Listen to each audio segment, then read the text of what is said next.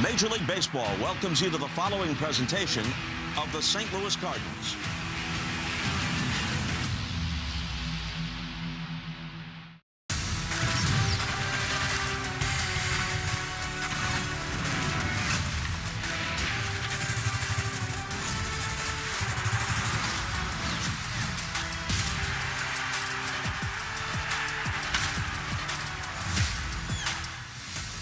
St. Louis Cardinals baseball on Cardinals TV's powered by MLB. Welcome to South Florida, where the magical city of Miami awaits the red-hot St. Louis Cardinals. It's been a perfect road trip so far for the Redbirds. Let's keep it that way, shall we, as we tip things off here at Lone Depot Park. Hi again, friends. Chip and Brad. What a road trip. The Cardinals just swept the Houston Astros. We got to town in the wee hours of the morning, but this young club doesn't mind it. After all, they've won 5 straight. No, they're going to be good to go. You wake up with a little pep in your step the way that they're playing ball right now. Really, everything that this club is doing, they're doing it right. They're doing the little things. They're playing defense. They're throwing the ball well, and boy, are they putting up some runs. Really exciting to see the present and the future of this young Cardinals club really being carried by its kids. It's all about the kids. 94.5% of the hits have been players 27 and younger. Well, they only have 2 players that are older than that on the roster, but they're playing like veterans. They're doing all the little things. And Chip, this past weekend in Houston, they were doing a little bit of everything. Yeah, it wasn't a one-trick pony for the Cardinals offense, was it? No. Everybody contributed. No, you're right, and they did it in different ways. They hit the long ball, 5 home runs in this one, and everybody got in on that action. But they were able to get guys on, get them over, get them in, manufacturing. It's a fun style of baseball. Hey, you play hot baseball, your manager likes it. Ollie likes the approach and the results from his Redbirds as, again, they're riding a 5-game heater. No, they're grinding it out in a way that's super productive.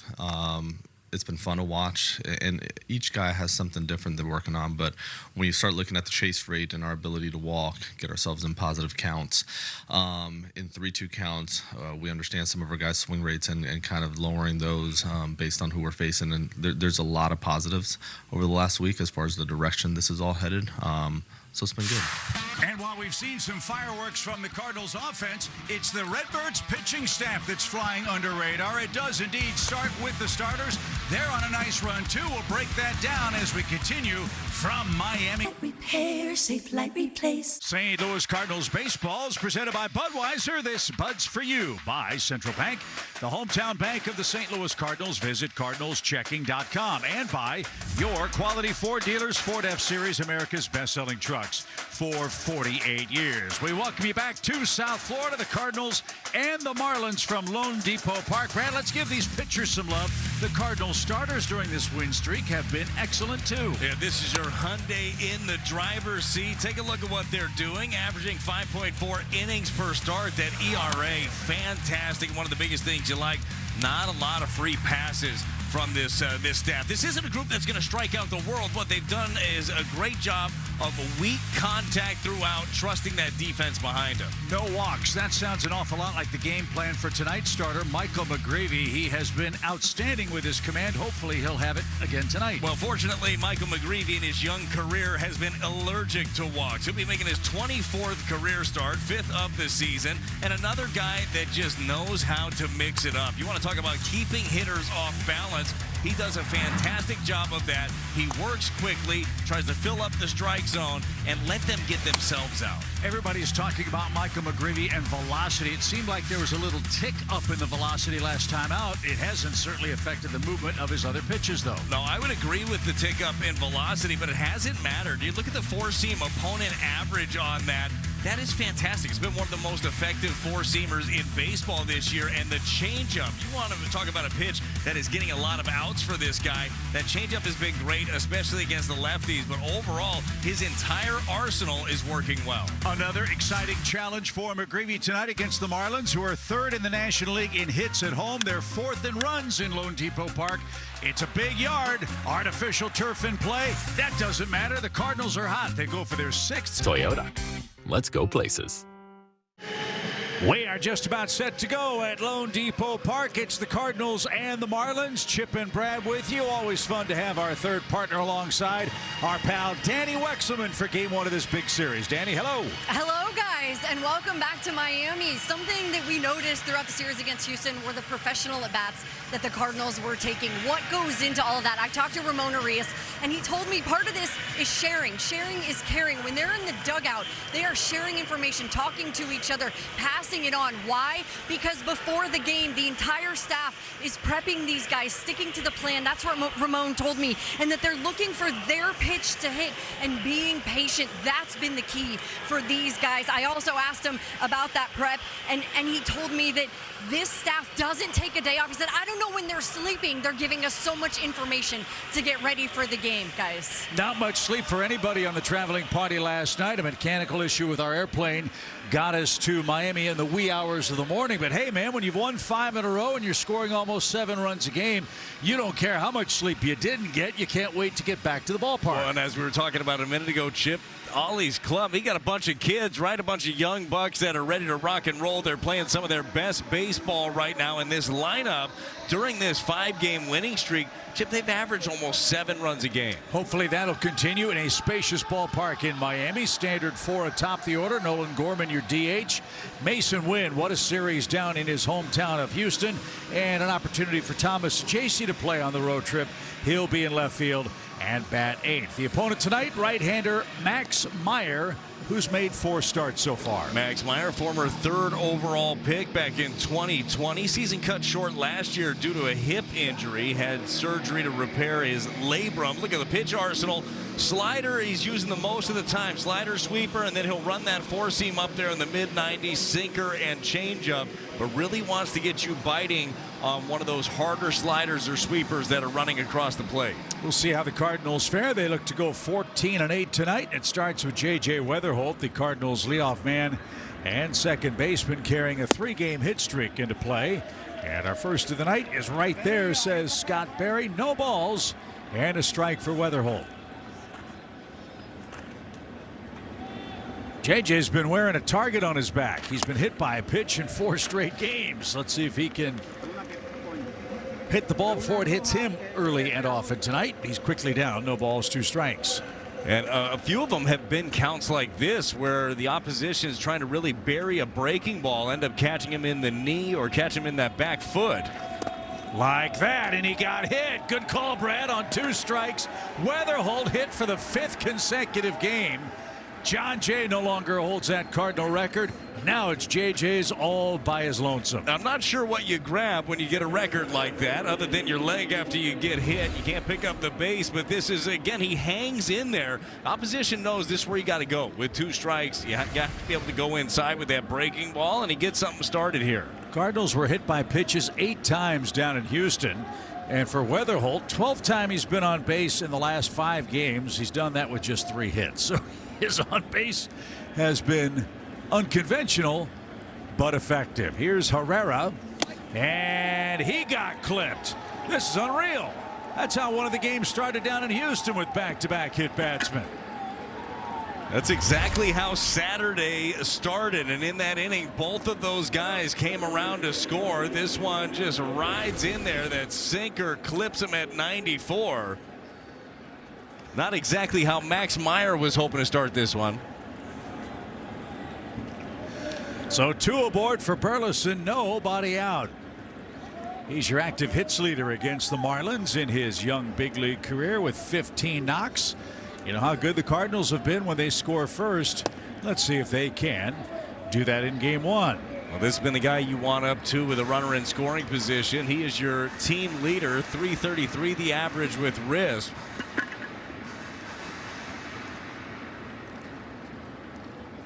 They play him to pull on the infield, slightly to the opposite field in the outfield. And a little chopper slowly hit to the right side at first. Pitcher covering in time. Burleson advances the runners. Nice play by Connor Norby. And there's your first out. Jordan Walker is next. As you look at the Marlins defense, they've committed 18 errors this season, and they're really happy to have that young man back. Kyle Stowers got hurt late in spring training and missed the first 3 weeks with a bad hamstring. Yeah, he missed some time last year, but he was their all-star a year ago. Some big-time power for him, and the Marlins are hoping that getting him back can jumpstart things after a very quick start for them. They've slowed down a bit as of late. Jordan Walker, the key man in the inning. There's that hard slider you were talking about. Walker has had a great run, a 14-game hitting streak for the Cardinals, and 3 hits on the road trip.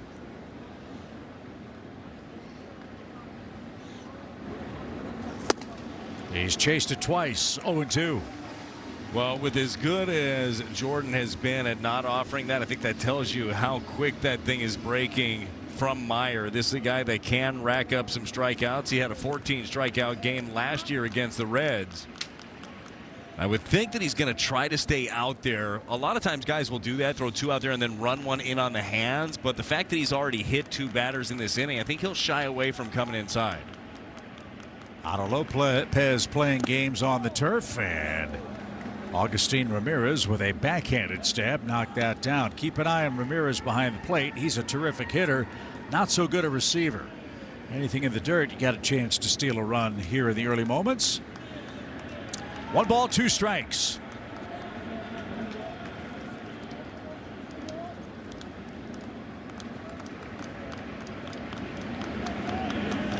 And Jordan can't resist, so 3 sweepers and sliders retire him. And after back-to-back hit batsmen, ground out, strikeout, 2 away in the inning. Pretty nasty right there. This is a hard one. 89 miles an hour really sells it. You see how tight that is. No loop to it. Now Gorman's up. Nolan at 209, 3 homers, 14 driven in. Infield can back up now with 2 outs.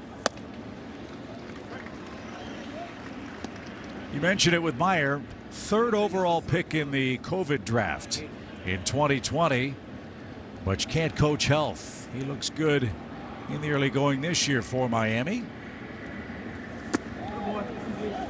And a count even, a ball and a strike. Yeah, it's been the maddening part. He has lost a lot of time. He had Tommy John in 2023. You have that labrum in your hip that he missed time with last year. So they're just fingers crossed, hoping for a healthy season for their 27-year-old right-hander.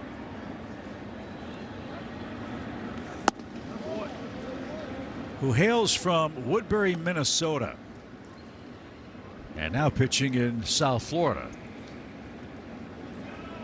Tom Mead tells us that Woodbury is a suburb of St. Paul. Is that right? He's a Golden Gopher.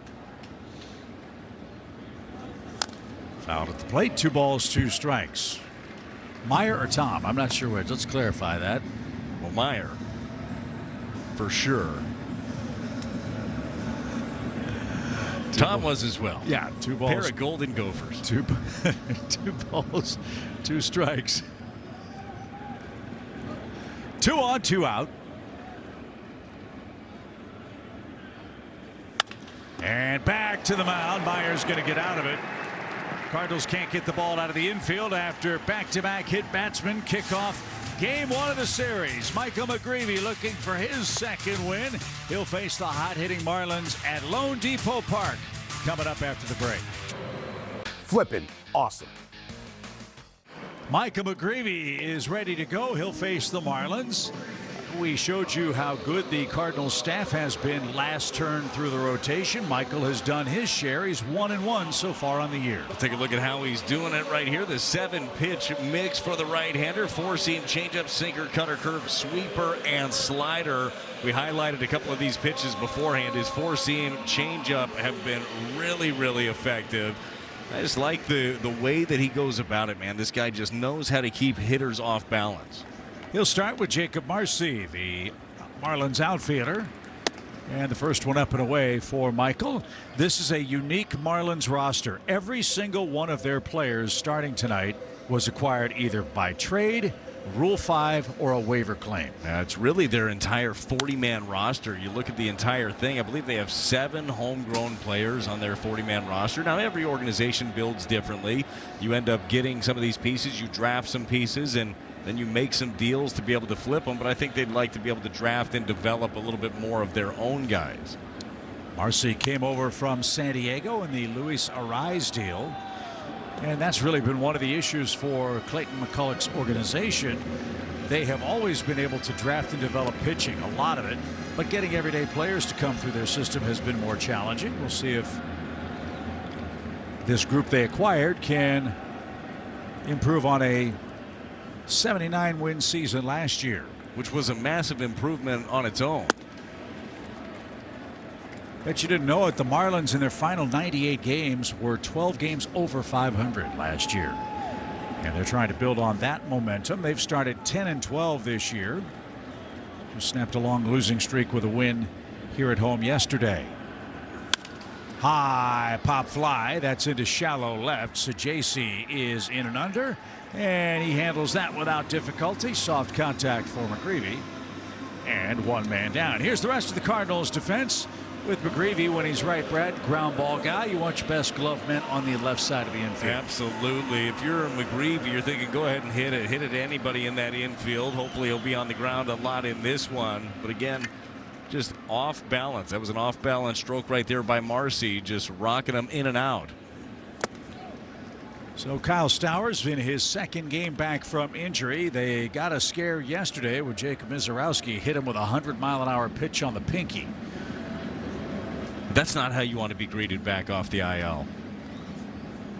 But he got on base a couple of times with 2 hits, and he was their MVP last year, a 25-homer man for the Marlins. He came over with Connor Norby in the Trevor Rogers deal with Baltimore.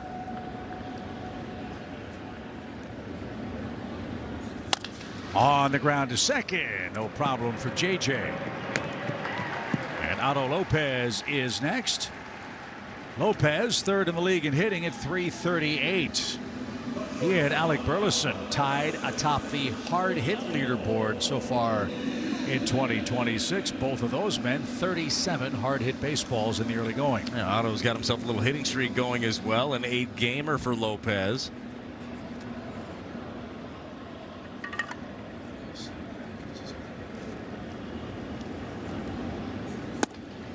And in for a strike.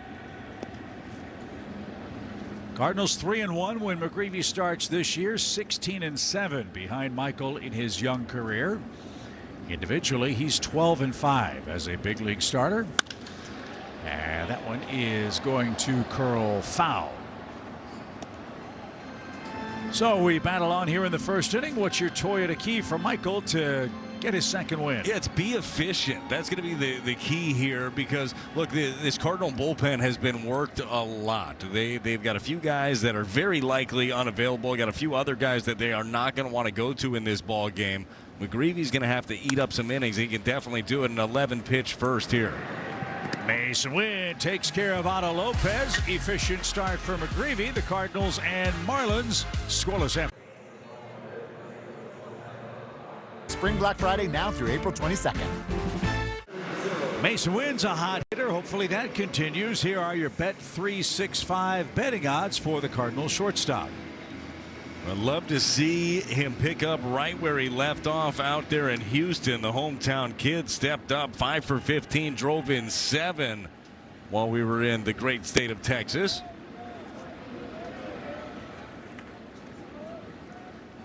Cleared the bases yesterday. That was the margin of victory for the Cardinals as we swept away the Astros. And a tad low, 2 balls, no strikes. 3 straight multi-RBI games for Mason Wynn, just the 8th Cardinal shortstop to accomplish that. So his average is rising. And had a good, healthy cut there and fouled it back.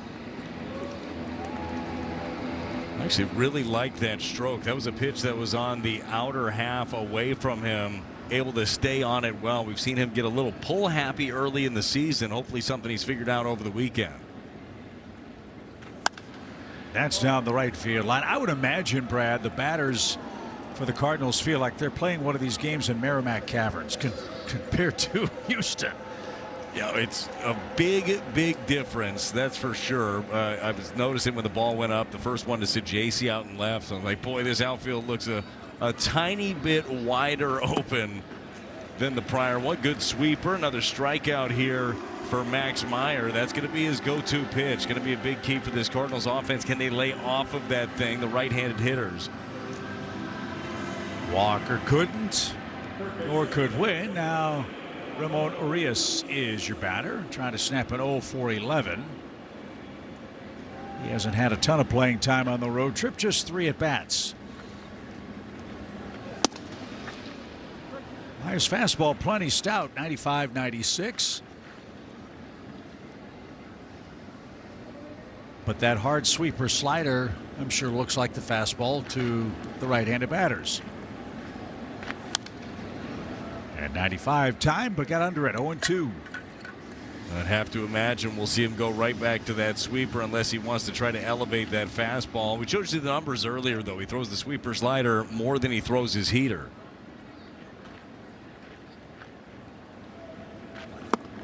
Swing and a miss.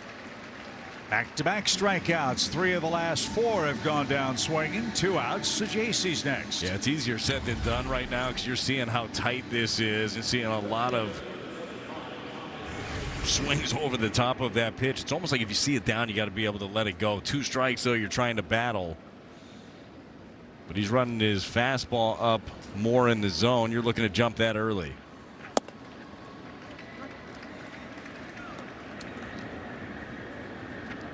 Saggesi getting his first at-bats on the road trip. He's 0 for his last 12 overall. At the plate but low to even up the count. Cardinals and Marlins split 6 games last year. St. Louis took 2 out of 3 at Lone Depot Park, place that they christened when it opened. Out of the way, the Cardinals won the first ever game in the Marlins' new facility. 4-1 was the final score. The Marlins brought out Muhammad Ali before a packed house because of all the great prize fights that Ali participated in here in South Florida. Pretty special way to open a place. 2 balls, 2 strikes. Well, it really is a pretty ballpark. I'd love to see this place packed to the gills. We've seen it during the World Baseball Classic. This place is rocking. Driven towards center. Marcy tracks it down. I'll step onto the warning track. I saw what you did there, Brad. Nicely done. 3 up, 3 down. Cardinals out in order in a scoreless second. 365. Score big on authentic gear at MLBshop.com. From official jerseys and memorabilia to hats and hoodies, we've got the season covered. Visit MLBshop.com/Cardinals, the official source for your Cardinals gear. That guy's ready to go. Bird hat proudly perched atop the noggin for Michael McGreevy's second inning. Yeah, I'm digging that guy's style. He's coming in, representing, ready to go. Hopefully seeing Michael McGreevy pitch deep into this one. Xavier Edwards, slow roller. Burleson fields, flips. McGreevy got his man, and it's another ground ball out. It's a really good play right there. As a pitcher, you are taught to run on a straight line right to the bag, because if he deviates and goes back for that ball, he and Burleson are going to be going after it. Nobody's going to be home. Nice work and some more soft contact there from McGreevy. Third ground ball out. And now Liam Hicks is next. He's the Marlins designated hitter. They got him in the Rule 5 draft, and he's rewarded them with a big start. Really tough guy to strike out. Hicks also a catcher by trade. Fans in Cardinals Nation might remember him from Arkansas State University. Began his pro career with Texas. And he'll take a quick timeout. No balls and a strike for Hicks, who has back-to-back multi-hit games. Brad, he too at 328. Yeah, 328. That's 10th in Major League Baseball for average. Like you mentioned, they got 3 guys in the top 10. Broken bat and out at second. McGreevy shatters the lumber of Hicks. 2 outs. Big time sinker right there from McGreevy. This one, Hicks took a big hack trying to do some damage. This one just shatters him. It's the cutter in. Right off the old trademark. Firewood. So 2 outs for Agustin Ramirez.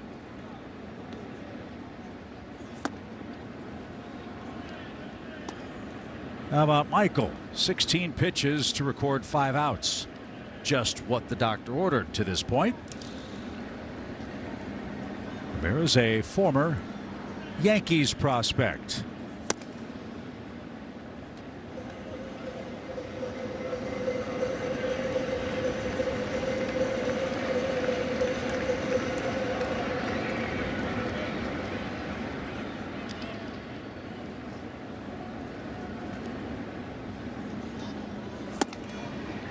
One ball, 2 strikes. Well, with a couple of swings I've seen there with Ramirez against that sweeper, I'd be inclined to stay out there. He's seeing fastball and he can't stop himself.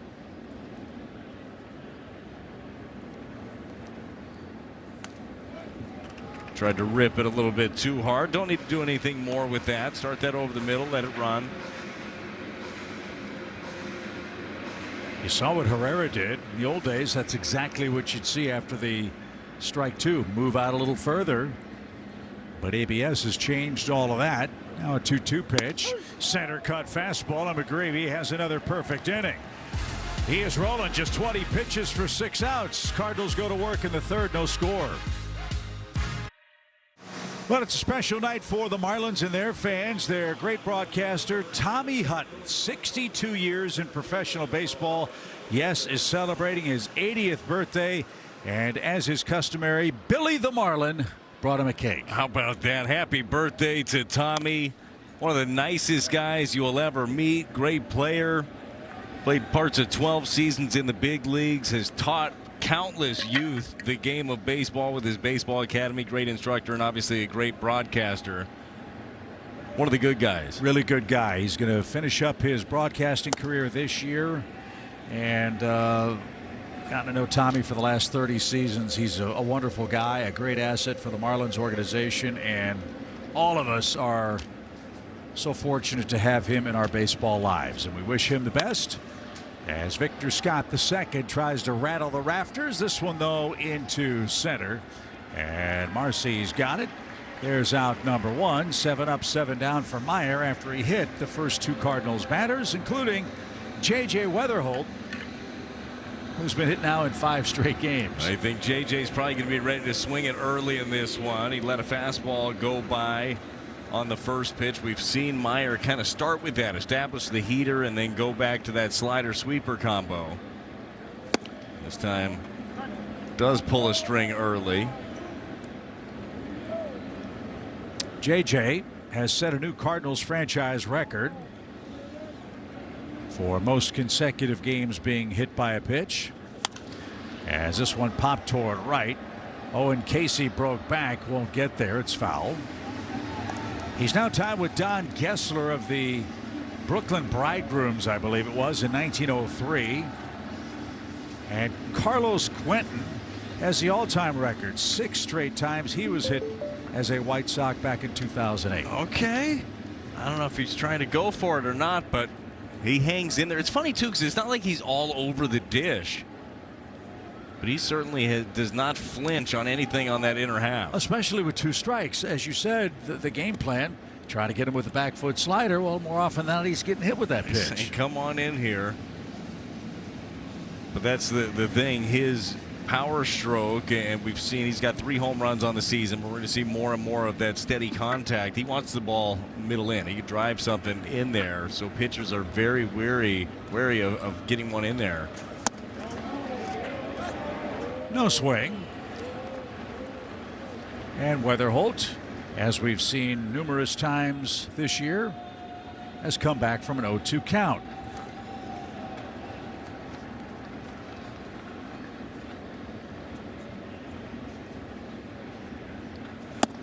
Strike 3. He was looking for something else. Got the slider. And Meyer has excellent stuff in this game. That's already 4 strikeouts. Now take a look at this one again. Your Chevy pitch track replay. Slider right down the middle. You saw that one out of the hand. Maybe thinking it was going to stay down. It didn't. 2 outs for Herrera. He too hit by a pitch. A lot of big league firsts for Ivan head to head with the Marlins. He caught his first big league shutout against the Fish back in 2022. He'd like to do it again tonight with Michael McGreevy, his battery mate.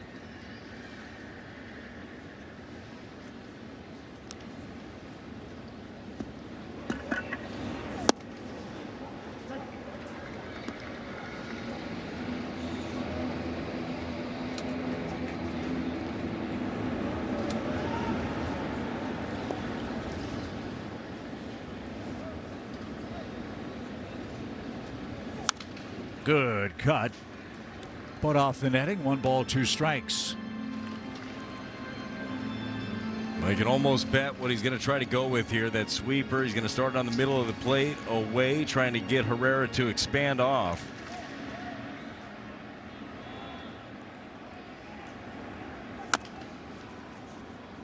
Hard slider away.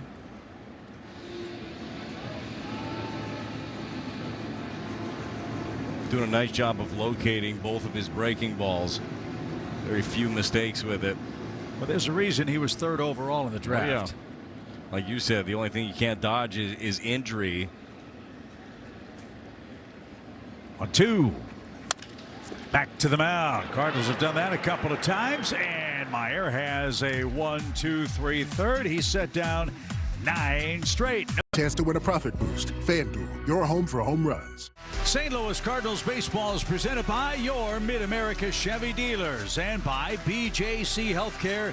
You deserve extraordinary care. With our great director, Tom Mee, our producer, Brian Shapiro, and the rest of our fantastic Cardinals TV crew, welcome back inside Lone Depot Park, where the pitchers have been dominant. McGreevy for the Cardinals, 6 outs, 20 pitches.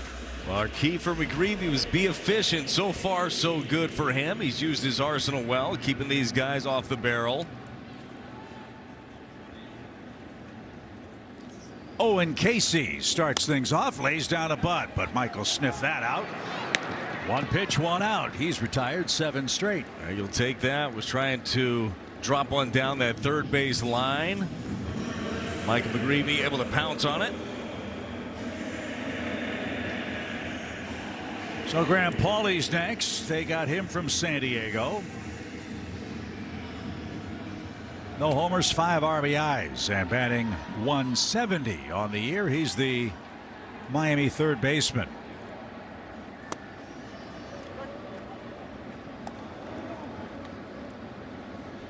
You had a great stat on McGreevy. There is no difference splits-wise, left-handed or right-handed, which is rare these days. For sure. Well, especially for McGreevy, who did scuffle against left-handers a year ago, but coming into action, both sides hitting 190 against him. The OPS very similar as well.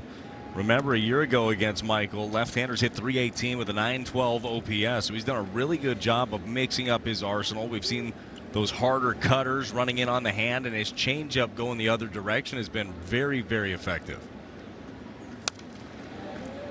1-2 for Pauley. The metrics don't like the mix of Michael McGreevy. They say his ERA should be almost 3 runs higher, but here he is, an ERA under 2.5. Well, that's why the game's played on a field, right? 1-2 count. Little dribbler that is going to bounce out of play. We'll try again. Part of it is Michael doesn't throw particularly hard. He doesn't strike out a lot of guys, but to your point, he induces contact and he can break bats and gets it off the barrel. Knows how to pitch. Yeah, like that's give me that guy all day. And I know that Dusty Blake feels the same way. A guy that knows how to utilize his arsenal, can think along with the game, can make adjustments. Michael can do all those things. He's got the right poise. He's able to let things go. 1-2 count. So, Danny, it's fun watching this guy pitch. Yeah, and you guys are talking about all the things he does well. The metrics are really interesting, but what Michael told me the other day in Houston is he can pitch this way because the defense behind him gobbles everything up and makes the plays. And when you got a defense like that, it gives you so much more confidence, Chip. Good point. He's a ground ball guy. He's using that defense.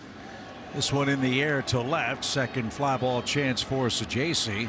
Amazing stat in our notes today. 93% of the ground balls induced by Michael McGreevy turn into outs. Yeah, well, it tells you just how weak the contact is, right, with him. It's staying off the barrel. It's not like everything's getting scorched and getting through holes. So he's sent down 8 in a row to start. Connor Norby is the first baseman. He too came from Baltimore. Rough day at the plate yesterday for Norby. Got that golden sombrero, 0 for 4 strikeouts.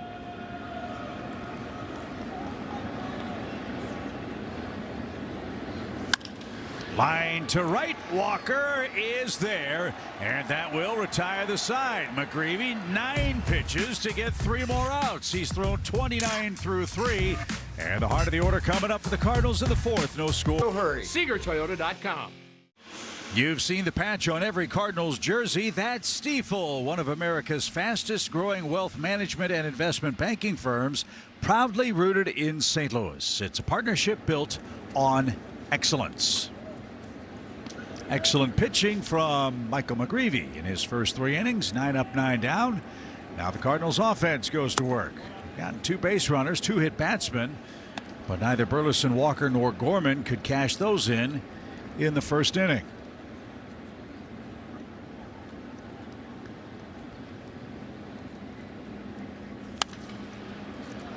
One of the interesting things about this Cardinals offense, I think we'd agree, Brad, is sometimes they don't really get going until the 4th or 5th inning. It's been an oddity, but late in the game, they're power-packed. Yeah, when teams generally are trotting out their best arms, and it's a new look every time, they have been at their best. It is a really weird one. It's a good trait to have as a ball club. Still want to be able to figure some things out early.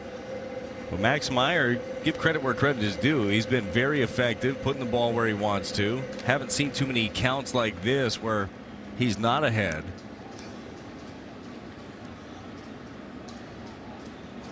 Swing and a miss. 4 strikeouts for Meyer. He's evened it up with Alec.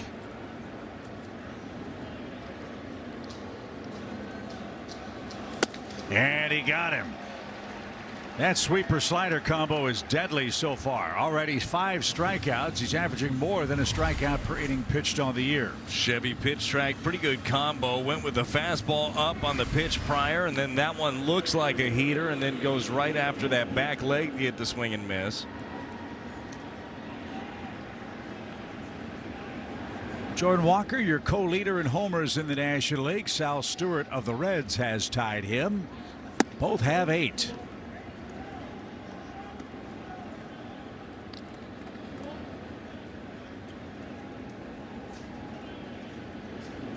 Walker swung and missed in the opening inning. Yanks that one foul and scared the you-know-what out of the Marlins. Well, luckily, every player has an extra pair of pants over there. Saw somebody hit the deck. Not a good day to wear your home whites on a shot like that. 1 ball, 1 strike. Ground ball. That breaks the magic spell. Walker went down and combed a single. That's a 15-game hitting streak for Jordan. He needed that, and there's a start with 1 out.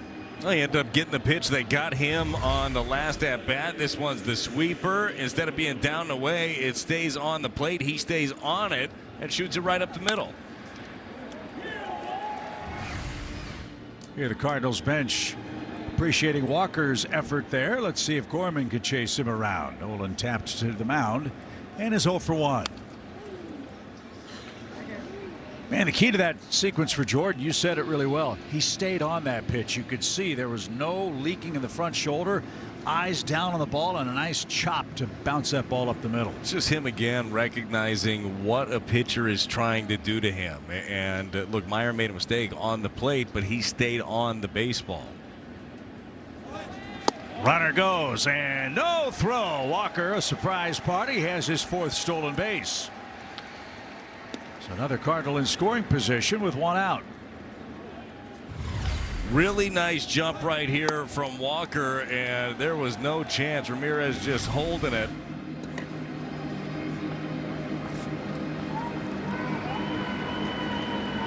Gorman 5 RBIs on the road trip. Looks for number 6 here. Good stop himself. It's 1-2.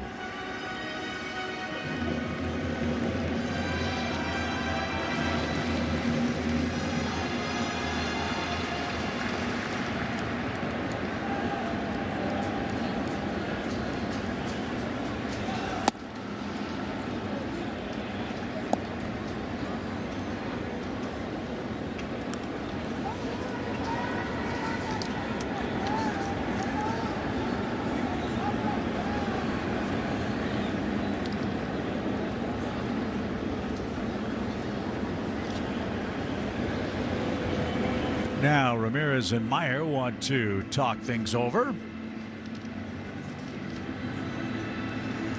And we'll step aside for a quick word from Echo. It's time to go yard. Echo, power on and on.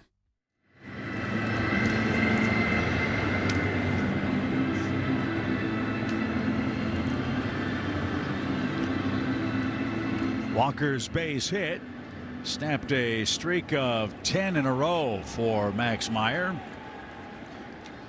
He's 7 for his last 7 in steals. He's in scoring position. 2 balls, 2 strikes. Swing and a drive, but he's just out in front. How about some fast hands right there on Gorman? That was 95. It was up, it was in, got the barrel to it, just couldn't quite keep it fair. Good chance he tries to slow him down now, down and away, whether he goes backdoor with the slider or turns over a changeup. That pops away. Walker gets a free 90 feet. Now a fly ball gives you the lead. So a single, a steal, and an advance on a wild pitch.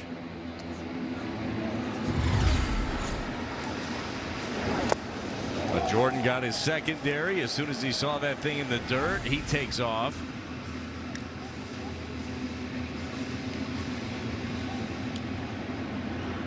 So the first 3-ball count for either pitcher comes to Nolan Gorman here in the top of the 4th.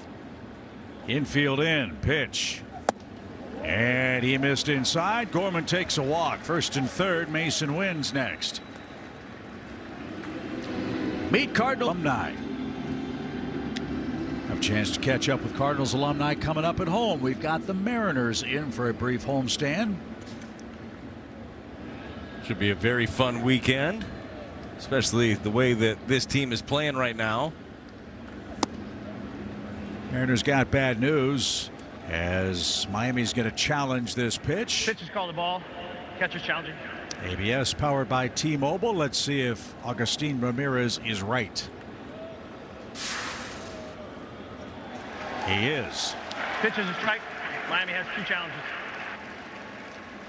Former Cardinal Brendan Donovan, injured list, hip problem, so he won't play for Seattle when they come to Busch. Just looking forward to that ovation for him. Me too. One that would have been very due. No balls, 2 strikes. Got to put this one in play. Mason 3 for 22 with runners in scoring position.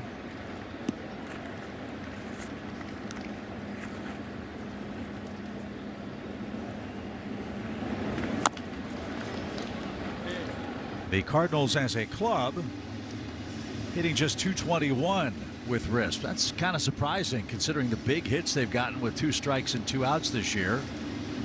And Mason had a gigantic one in Houston yesterday to clear the bases. Fly ball of any depth here gives you the lead. 2 strikes. Spit on that. 1-2.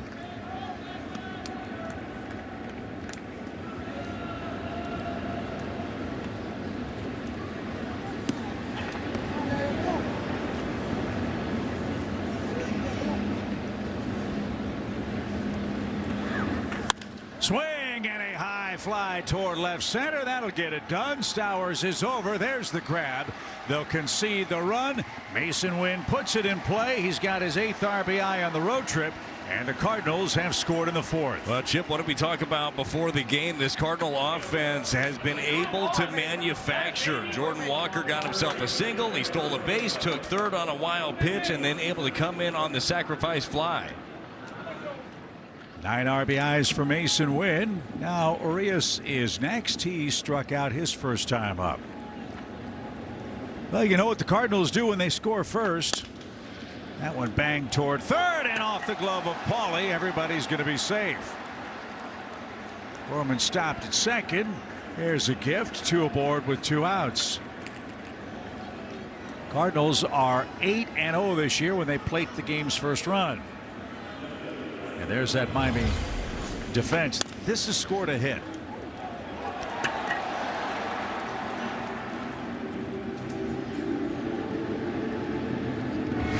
Don't agree with that. I'm going to wait a minute. I did it in pen already, and it says E, but we'll see. Yeah. I'm glad for Ramon Urias. That's a knock for now. Now it's J.C. Bats. He lined out to center.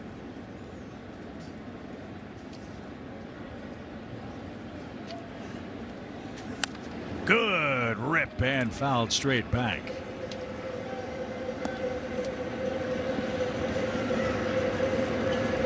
Cardinals pushing up the pitch count of Meyer here. He's in the low 60s. He's facing his 6th batter of the inning.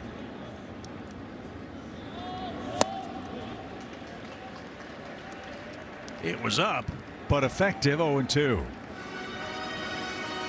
He's had a couple in a row, that slider and that sweeper, that have backed up a little bit. And J.C. Chase is up and out of the zone. Strikeout number 6. The Cardinals pick up a run on 2 hits. 1-0 Redbirds. Incentive. April 26th is Sunday, and that's all about the kids when the Cardinals host the Mariners. Kids will take home a legendary Fredbird Hall of Fame ring. That's presented by the Pasta House Company. Get your tickets at cardinals.com/promotions. Micah McGreevy, 9 up, 9 down to start his day. That's only his 30th pitch of the game as he faces 1, 2, and 3 for the second time. Jacob Marcy flied out. He's reached base in 8 straight. McGreevy tried to stop that. So far, so very good for Michael. He's got a run to play with.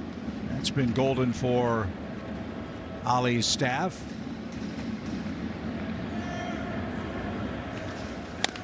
Check swing back to the mound, and McGreevy waits for Burley to get to the bag, and he set down 10 straight. You mentioned, Brad, the state of the Cardinals bullpen with the extra inning game yesterday. Be efficient and maybe squeeze an inning or 2 more out of McGreevy. He's got the pitch count to maybe do that. Yes, so far this has been a pitching coach's and a manager's dream, what he's been able to do. He has been super efficient, been on the ground, been a lot of just weak hacks against him.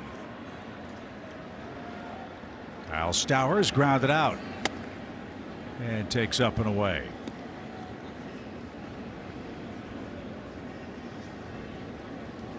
.25 homers for Kyle last season. He had .288. They're hoping he'll be a franchise cornerstone slugger, and boy, they've had some great ones here. Yelich, Stanton, Ozuna come to mind immediately.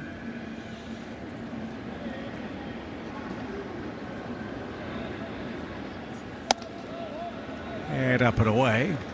3-0, but the story for the Marlins, who did not develop Stowers, is the most expensive and valuable commodity is young pitching. They have had it by the bushel-full. And they turned Trevor Rogers into an all-star in Kyle Stowers, who's the first batter to reach a 4-pitch walk for McGreevy, only the 4th walk he's issued this season. So that snaps the perfect start to the game. Otto Lopez is next. Oh, nothing that another ground ball can't fix. That's exactly what Otto Lopez did in his first at-bat. Mention all of the pitching that they've had here with the Marlins. They did trade away a couple of them. They traded away Edward Cabrera. He goes to the Cubs. They traded away Ryan Weathers this offseason. He went to the Yankees. So they've just, there's been a constant churn around here. Makes you wonder what'll happen with Sandy Alcantara at the deadline with his immense talent and contract. Little tapper out of reach of McGreevy. Mason's got it, gotta hurry, and I'll pull it in time to take care of Lopez. The electric arm of Mason Wynn, the equalizer on a slow roller towards short. The Marlins will not challenge. Runner to second and 2 out. Another ground ball out. Just another good sinker, too, in on the hands of a right-handed hitter. This one just ties up Otto Lopez. Had to be fast. Only one play across the diamond. So the Golden Glover, Danny, does it again here in the fourth. Yeah, you know what's fun is talking to Alec Burleson about receiving the throws, and I got to hear more about how he's learned about Mason. Mason loves that Alec is left-handed. He said that he likes a lower target, and Alec said, I know when he's about to let it eat and throw it to me. I can tell based off of what his head is doing. Guys, it's really interesting if you watch Mason's body language, but he loves catching those throws from him. And he said, listen, I'm a full-time first baseman now, so the fun part for me is learning how to receive those throws from my guys, and Mason is one of those, Chip. Better make sure that webbing's intact over at first for Alec. The old days, Sean Dunston used to wind up and fire to Mark Grace at first, and every now and then Gracie would say, don't do it, don't do it. And Sean, who had an arm much like Mason Wynn's, never hesitated to turn it loose. And the arm, the difference maker to get Lopez here. 2 outs, 2-0 count for Xavier Edwards, the second sacker. I think defensively, that's been one of the biggest progressions you've seen through Mason Wynn's game. He knows when to unleash it, right? Doesn't have to be all the time. He's going to save some of his bullets, a lot like a pitcher will. But when he needs it, it's there.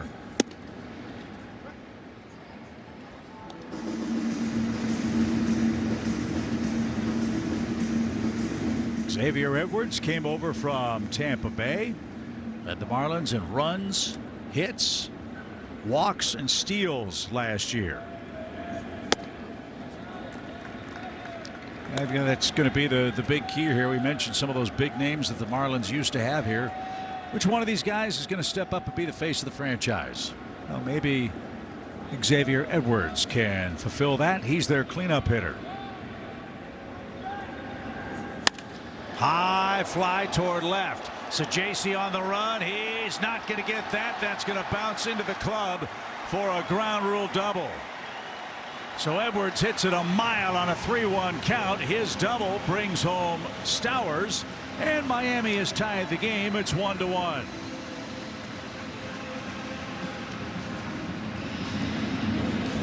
Xavier Edwards got a 92-mile-an-hour fastball up and away, takes it that direction. Sajaci in left, playing very shallow.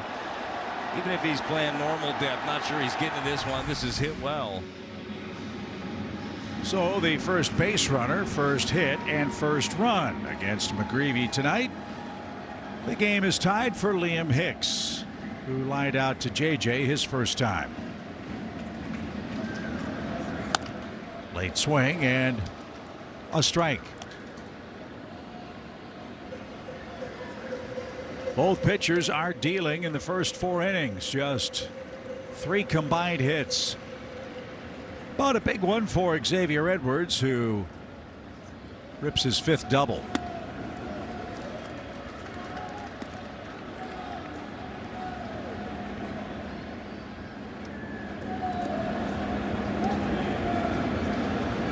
Michael 5 batters into his 2nd time through the order.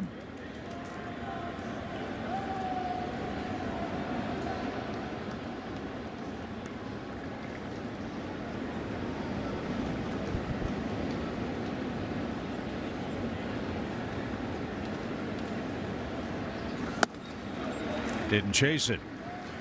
There's the changeup. 2 balls and a strike.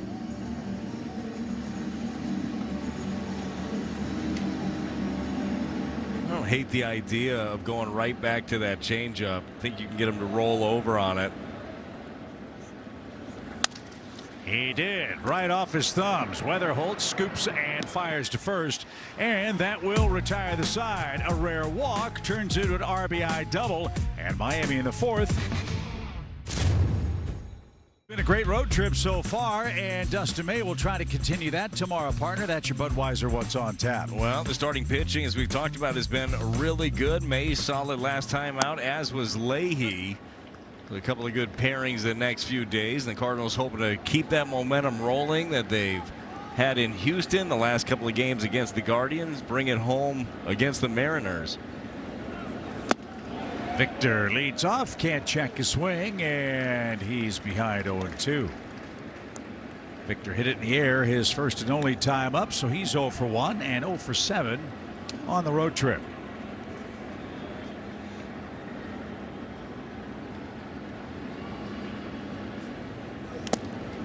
Just get on base, the mantra for Victor Scott in this series. Ramirez doesn't throw well behind the plate, doesn't block balls all that well. He can create a lot of havoc with his speed if he can get to first base.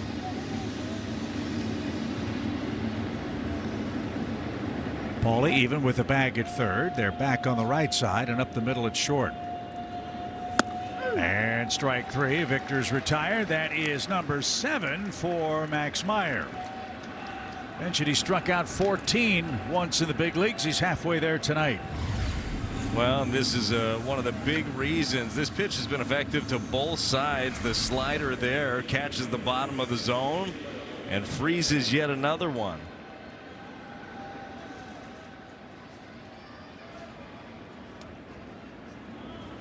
JJ's next. He's 0 for 1. Boy, he and Herrera have done an excellent job of getting on base. They have scored 8 of the Cardinals' runs on the road trip.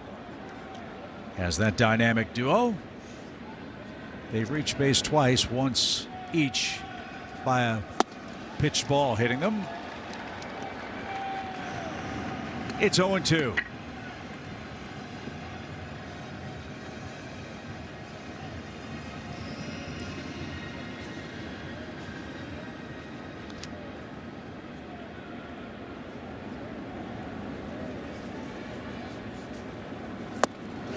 JJ full, back-to-back strikeouts. Meyer's got 8 of them. A little different wrinkle this time against J.J. Weatherholt. Instead of trying to go back foot with the slider, turned over the changeup. You could just tell by the swing, recognized it a tad bit too late. So new season high in strikeouts for Meyer, who punched out 6 Yankees on April the 4th.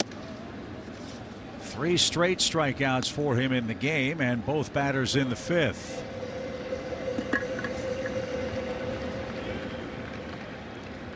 Herrera out on a comebacker his first time.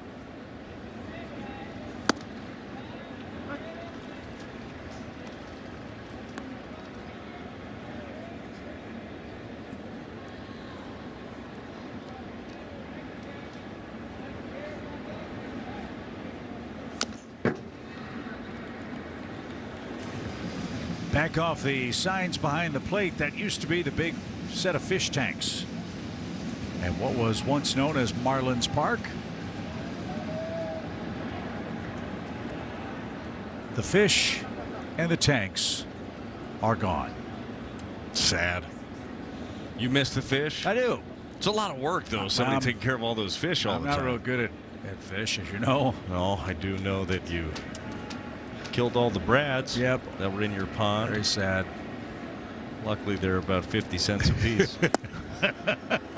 Oh, Meyer thought that was strike 3. Hopefully, an umpire didn't like that. Scott Berry, hands on his hips, glares out at the young right-hander. 2-2 the count.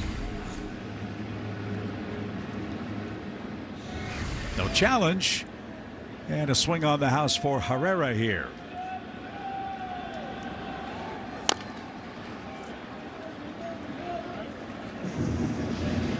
Yeah, I had 5 goldfish in the pond at the house, and they didn't survive the winter. We decided, because of my love for my partner, to name them all Brad. Just in case you lost one. Yeah.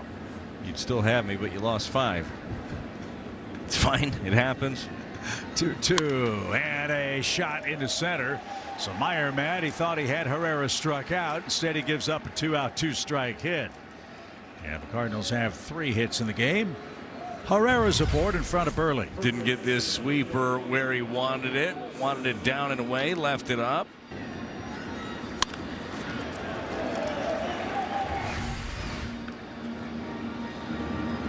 Okay, Burley, now's your time. He's 0 for 2.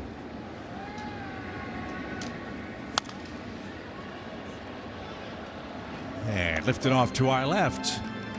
Marlins are averaging 11,000 fans per game. A lot of Cardinal fans are here tonight in South Florida. It's been a misty, rainy afternoon. As the heat and humidity builds this time of year, the pitch. Chased it up, didn't get it, 0-2.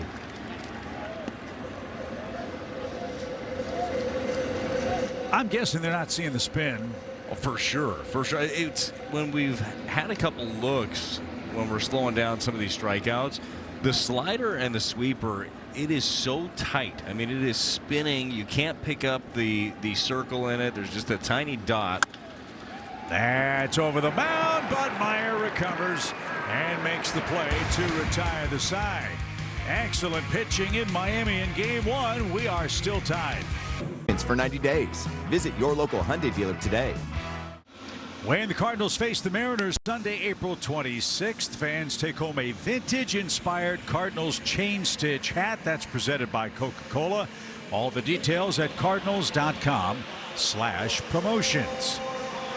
Michael McGreevy will be one of the starters in that series against Seattle. Mariners off to a slow start in the AL West, entering play today 10-13, but a game and a half out of first. How about the National League Central partner? Every team over 500 by at least 3 games. Pretty amazing what the Central's been able to do. The Cardinals woke up this morning a half game out of first place behind Cincinnati. Agustin Ramirez bats and has an even count.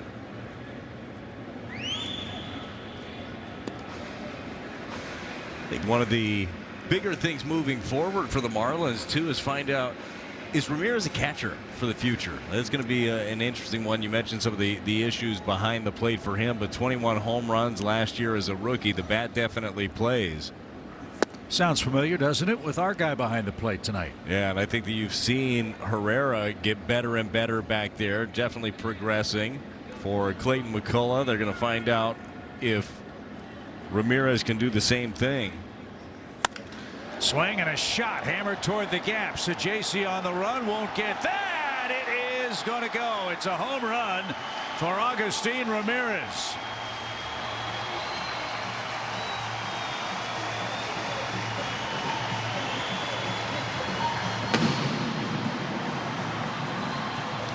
His second of the year. It kept going and going out toward that homer porch in left center.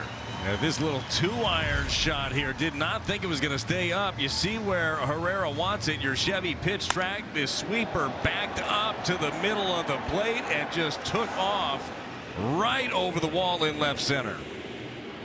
You could see Ivan's reaction as soon as that ball was hit. His head dropped.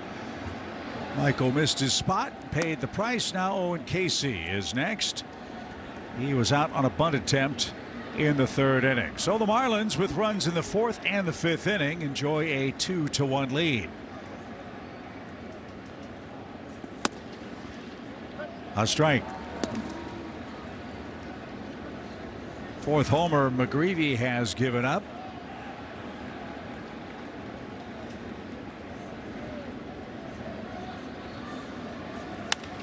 Little pop toward third. Arias has all the room in the world to squeeze that. And 1 out. This ballpark's undergone a lot of changes. Try to boost offense here. If memory serves, that porch in left center was always there. That's where the home run sculpture was. But they really changed things past the signage as you get out to the blue wall in straightaway center. That used to curl around toward the batter's eye wall. That sloped section of fake ivy out there used to be in play. That's where the original center field fence was. Oh, I like that better. Here at Marlins Park. And they're trying all they can to make this a better place for the hitters. But you're right, from a pitching standpoint, it's a great place to work, and Miami's staff has taken advantage of that to the tune of a 3-run difference in ERA, home versus road. Yeah, it is a large place for sure. It just allows you to be more aggressive, go right after the opposition, trusting your defense behind you.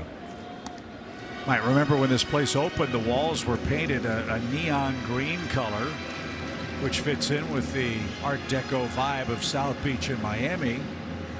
Now the walls, a navy blue, which mimics the color of the walls at Yankee Stadium because, of course, Derek Jeter, his influence while here in the front office. 2-2 count for Graham Pauley. And to first. Burley's got it. He'll take it himself. And McGreevy, after the homer, gets the next two batters. Pauley, the 8th place hitter, is 0 for 2. It's Bark in the Park night. Let's go. I'm a firm believer. I've talked about this a lot. I think that every night should be Bark in the Park night, or Pups in the Park, or Pooches. Call whatever you want to call it. Bring your dogs. Come on in. Saturday at Busch Stadium, Pooches Day.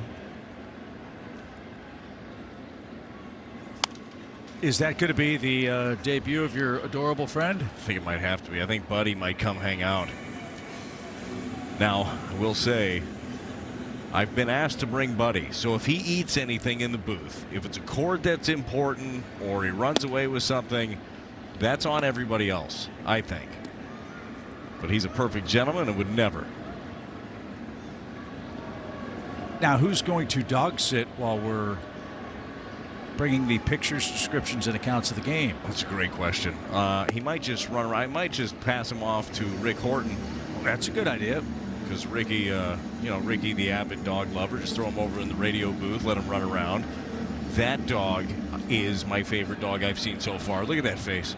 Look at who's a good boy. You are. That last dog was more of an offense dog. He's not real thrilled with the pitching. Yeah, he doesn't want a pitching duel. This dog is just entertained by. We score some runs, please. 2 balls, 2 strikes.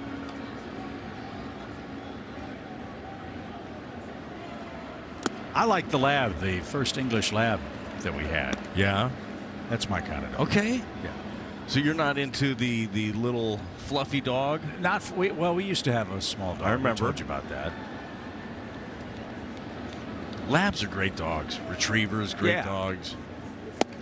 And a great pitch by McGreevy. That will take care of Connor Norby. A home run from Augustine Ramirez creeps over the fence, and the Cardinals have to play comeback in Game 1. Here's Munchie Meal. Welcome to Jock in the Box.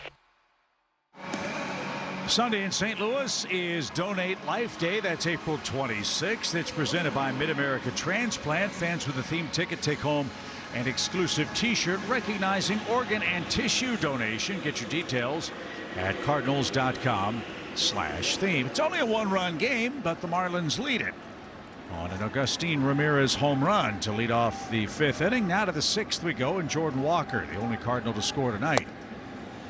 Max Meyer's been excellent. 8 strikeouts in the game. He's had traffic in each of the last 2 innings. You'd have to believe, too, this is probably going to be the last frame here for Max Meyer. That his 83rd pitch, the high so far for him this season, has been 89, I believe. One thing about the Marlins, you don't want to get into their bullpen in this ballpark. They've got a sub-2 ERA amongst their relief corps. But St. Louis has had a knack for the comeback all year long. This is the time where usually they get going. We'll see how it plays out. Walker, 1 for 2 in the game with a stolen base.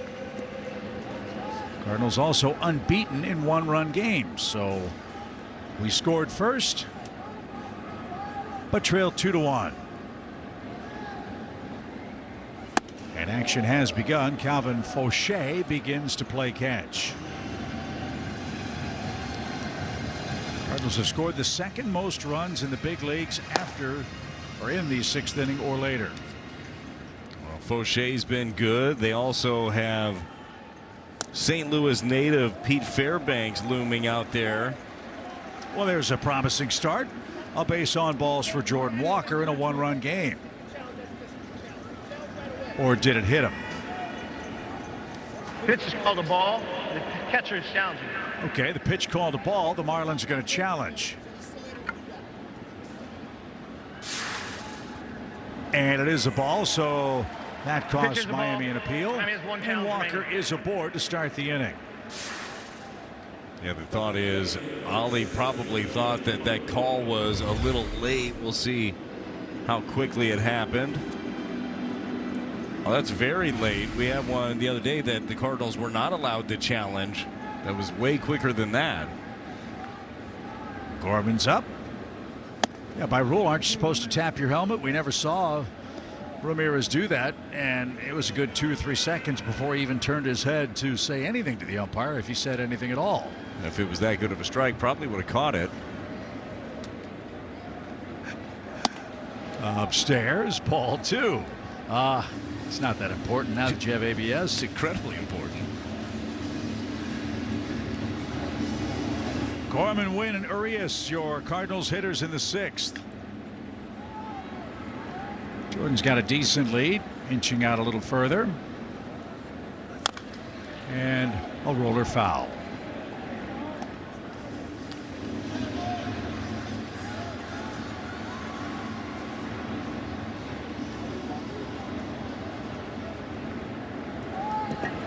Gorman's rolled out and walked. Mason Wynn bats behind him in the 6th inning. That stayed high. Now St. Louis starting to see Max Meyer a little better. As Brant Brown has said so many times to his hitters, if you mind your manners, you'll get a pitch to hit. Meaning know your strike zone. Don't chase this guy around the zone.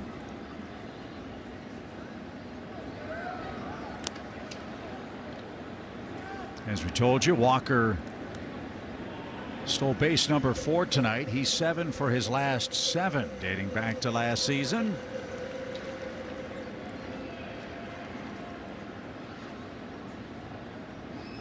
There he goes. And popped up left side. Stowers is going to catch that, and Gorman's retired. 1 on, 1 out. Mason Wynn, your batter. He drove home the lone Cardinals run in the 4th with a sacrifice fly. And that will be, it appears, the last pitch thrown by Max Meyer. 91 of them. And he was impressive. 8 strikeouts over 5 1/3 innings of work. He walked just 2. Number 3 overall pick 6 years ago. He's healthy, and he was a tough opponent tonight. Calvin Fauché is next to face Mason Wynn.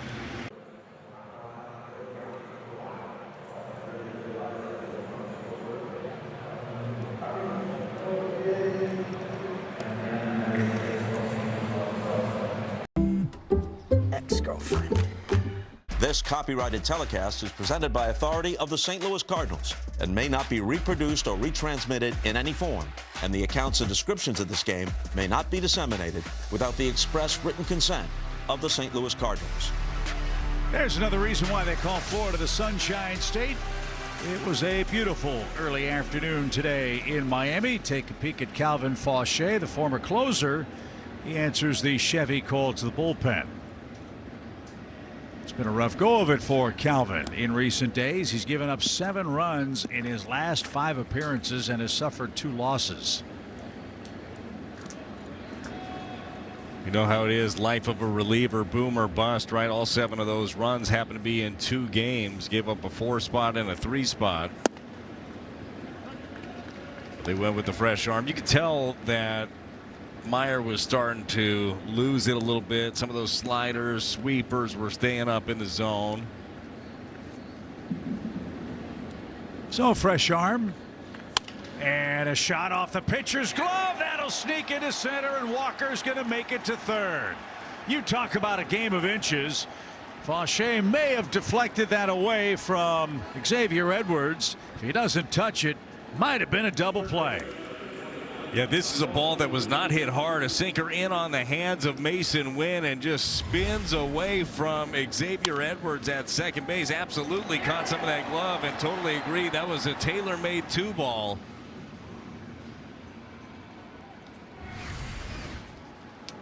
So Urias, your batter, an infield hit last time. Again for the Cardinals, a fly ball could tie the game, and Miami's going to challenge again.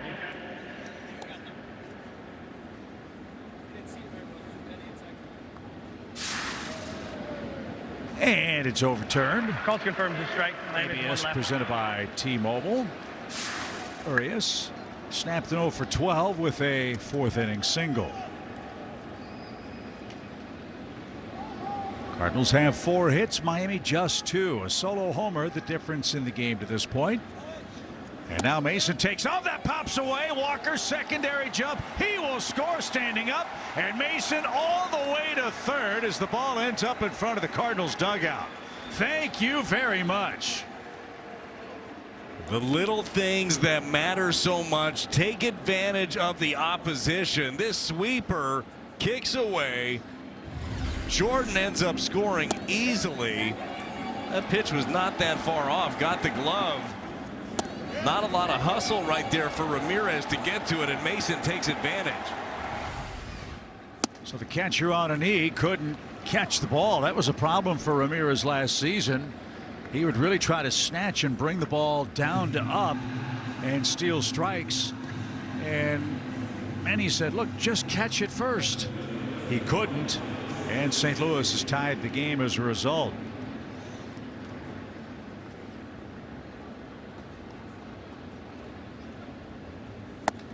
So JC is your batter with 2 outs.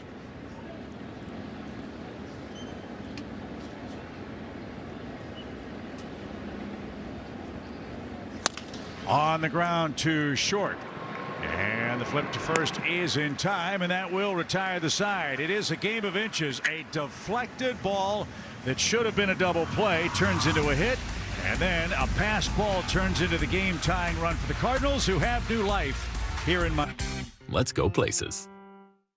Well, Jordan Walker's helped the Cardinals partner manufacture 2 runs. He scored them both. And new life from Michael McGreevy. Using those legs, right? We talked about it before. The Cardinals are able to win games, able to score runs in different ways. Love seeing them put the pressure on the opposition, take advantage. And now for Michael McGreevy, who's here in the 6th. Pitch count still very, very manageable at 65.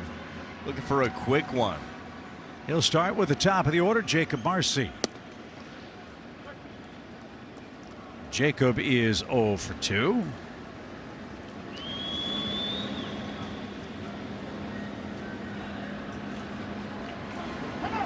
And time call. Don't see it all that often in the modern game. A starting pitcher facing the opposing lineup for a 3rd time.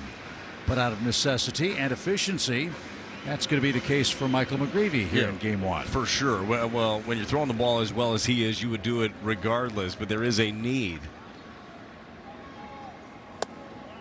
Just missed. Ball 2. 2 balls and a strike.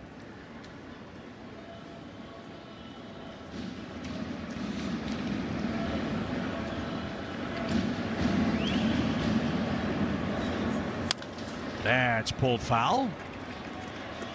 2-2. Red Sox won today. They beat the Tigers, but Sonny Gray had to leave the game with an injury in the 3rd inning.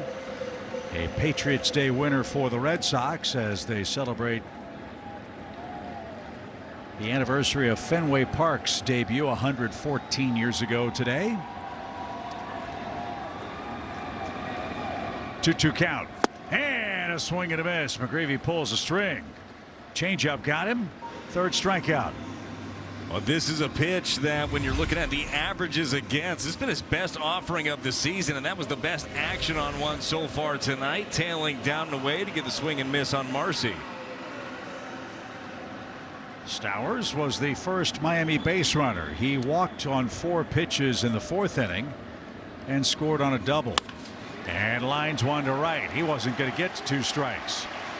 So his first hit, a solid single. It comes with 1 out in the 6th. Well, McGreevy tried to get that cutter in on the hand of Stowers. That's what he was able to do in his first at bat when he got him to ground out. Just caught more of the plate. This one just spun up there center cut. Next up, Otto Lopez. 8-game hit streak on the line for him.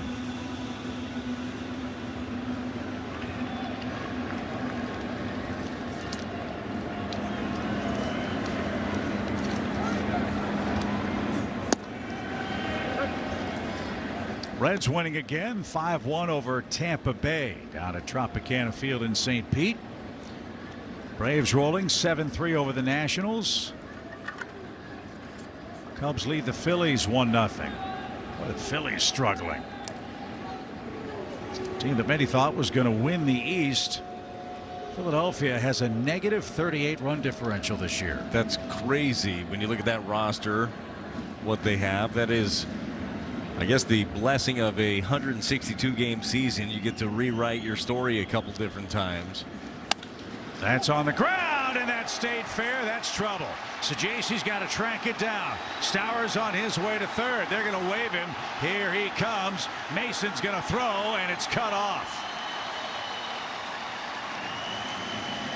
Lopez with a double down the left field line brings home Stowers, and Miami has the lead right back. Man, I can't believe Otto Lopez was able to keep this thing fair. It was another sinker in, and this is where he had gone a couple of times against Otto Lopez. This time Otto able to pull the hands in and just squeezes this right on the line. This would be a good look at it. Nothing that Sajaci is going to be able to do to get to that any quicker. So 9-gamer for Lopez.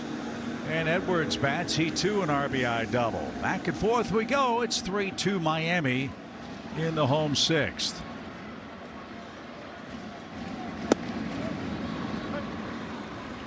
Andrew Nardi is playing catch for Miami in their bullpen.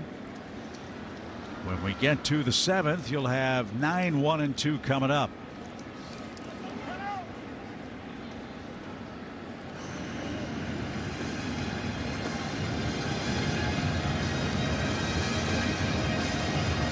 Nardi, a left-hander. He's got a former Cardinal as a pen mate, John King, who's been excellent since putting on a Marlins uniform.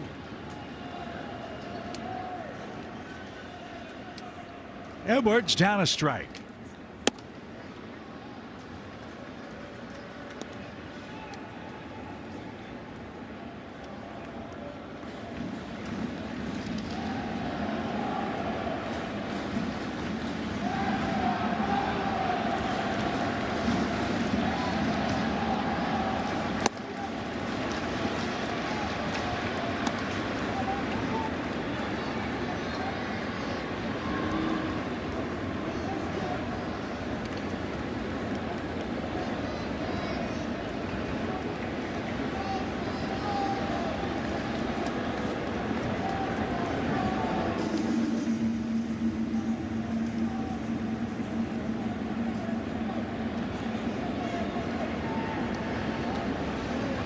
Pitch count beginning to rise for McGreevy, who's had to work hard the last 3 innings.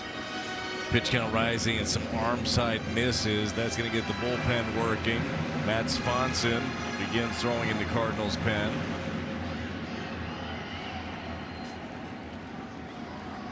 Back-to-back hits with 1 out. Miami 3, St. Louis 2. And that's taken low for Edwards. They work around him. Now Liam Hicks bats. So first and second, 1 out. Let's step aside for a quick word while the Cardinals talk it over. This one from Jack in the Box. Get my new Smash Jack Sliders Munchie Meal for a chance to win $75,000. Welcome to Jack in the Box.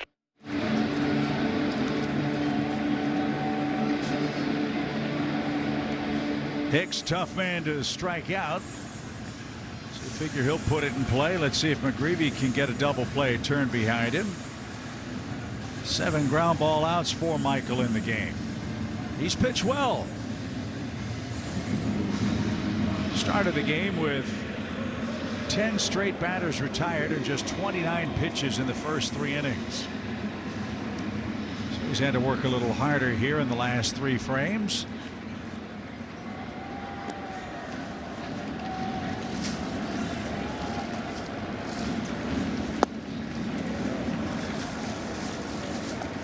One ball, no strikes. Well, you've seen the first couple of at-bats with Hicks. Then McGreevy has been able to run that cutter in on his hands. I wonder if they'll try to get in there again.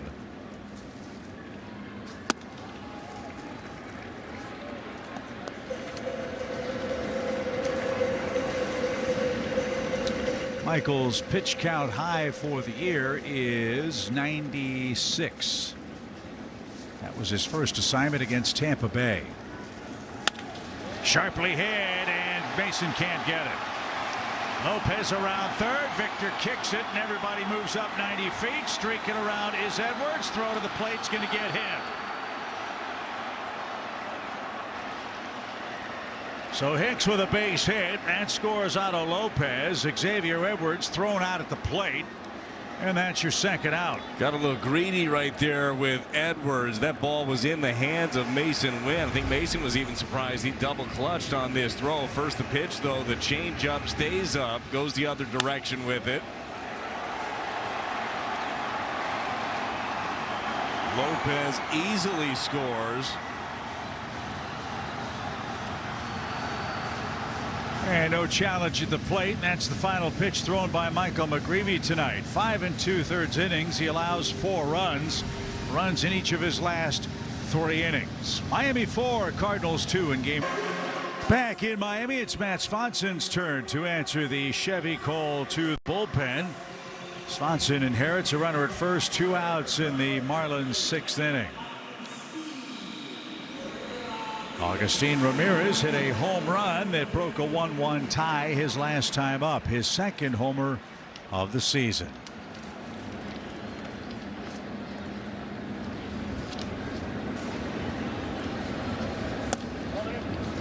It's inside. 1 ball, no strikes. What are you seeing from Swanson that's different this year from last? Look, I feel like last year, first of all, he was one of the best relievers in baseball a year ago, right? So the league gets a chance to take a look at him, kind of see the profile. But it comes down to execution. I think that he's fallen behind at times this year. Now, we saw him 2 outings ago, dominant again, a couple of strikeouts. Did give up 1 last time out, walked 3. They just got to get back into that mindset of, hey, here it comes. I'm better than you. Just going right after people. Been a little tentative early. Up the middle, but Weatherholt had his man played perfectly to retire the side. A 2-run 6th for the Marlins. 3 hits, and they have a 4-2 lead going to the 7th. Jose Fermin's grabbed a bat. He'll pinch hit as we kick off our Honda home run inning. If he can go deep for a second time on the road trip, your Gateway Honda dealers donate $1,000 to the Make-A-Wish Foundation. It's going to take a bigger pop than the Crawford boxes at Houston for Fermin to launch one here. He replaces Victor Scott, who went 0 for 2 at the plate tonight. And new pitcher is Andrew Nardi as we check in with Danny Wexelman. Yeah, Chip, thanks so much. I've got Dusty Blake, the pitching coach. Hey, what'd you notice in Michael McGreevy's outing today? Yeah, I think he went out there and competed, didn't win as many counts early as he normally has, so he put himself in some tough counts and made some big pitches, got him on the ground a few times, but a couple times there they were able to take advantage of us. I got to talk to him in Houston. He mentioned the defense behind him gives him more confidence. How does that elevate your pitching staff with the defense? Yeah, you should, with how well they've been playing, like you should feel all the confidence in the world to just go out there, let your stuff play in the zone, and let your defense play behind you. And so, yeah, he's done a good job with that all year. And again, he made some good defensive plays himself tonight on a few of those balls back to him and on the bunt. But yeah, a big part of the success of our staff comes from how well our defense has been. How important is the pregame prep that you guys have done for your pitching staff this season? Yeah, you want to go out there and feel like you've already played this game in your mind. You've already played it as far as your preparation, knowing what you're going to do with guys and how you're going to handle the lineup first, second, third time through. So it is a big part of keeping the game slow so that you can stay in the moment, stay present. And when things happen, uncharacteristically or good luck or bad luck, what may it be, you're in a good spot to stay composed and stay in the moment. And for you, how important is it to understand the person who's pitching with the ball? Yeah, everybody's going to be different. There are different cues that help some guys more than others. Some guys are a little more external. Some guys need to feel some things internally. Some guys want to know what pitches they're not using. Other guys want to know what they need to use more of. So it's a different combo with each guy and what he's comfortable, what his lane is, and then how we can kind of help fill those gaps around it. Dusty, thank you. Awesome, thank you. Chip. Thank you, Danny. I think that's an excellent point about Michael McGreevy. He pitched pretty well tonight, but couldn't get ahead an awful lot. And as we know with Michael, the ball's going to be in play a lot. It was. Yeah, and some of the early counts that he didn't win those battles, I thought that he brought up some good points. Love what Dusty's talking about in terms of preparation, because on every given day, these guys are digging in for their next start. And his quote of feel like you already played the game, like that's what it should feel like when you go out there, that you've been there, done that, so nothing ends up surprising you. But this is a very, very well prepared group, and a lot of it is the work that Dusty, his staff, puts into it, but then the individuals have to dig in. 1 ball, 1 strike for Weatherholt. He has struck out twice and was hit by a pitch for the 5th consecutive game. As Andrew Nardi answers the Chevy call to the bullpen, he too has had some issues in his first 9 outings. He's given up 4 runs over his last 2 outings.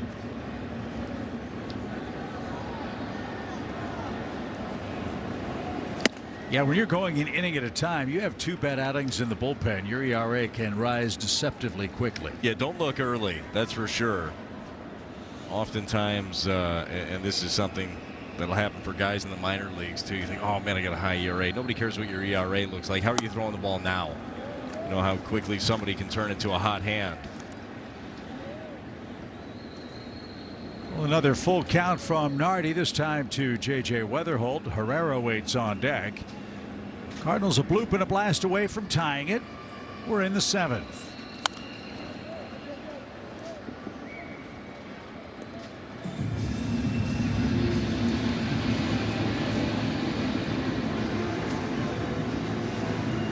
This young man, it's always a 4 or 5 or 6 pitch trip to the plate. That's been fun to watch. And he just cracked his bat. That's to second. And Weatherholt's the second out. He's 0 for 3. And Ivan Herrera up. He's reached base twice, once with a 5th inning single.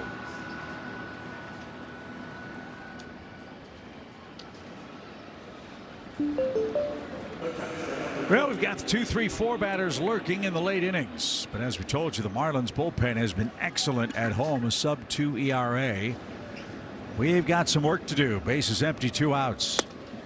That was a good note, though, that the Cardinals 12 home runs in innings 7 through 9. They have figured out ways to just come up with huge swings of the bat late. And if we've learned anything about this team so far in this young season, is they don't give in at all. Late innings, couple run deficit, they figure out a way to scrape back into it.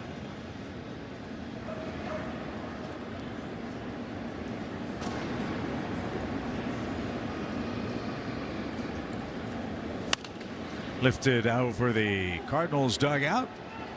Oliver Marmol and the Cardinals trying to extend their win streak to 6 in a row and keep up what's been a perfect road trip. They swept the Astros but trail late in Miami tonight.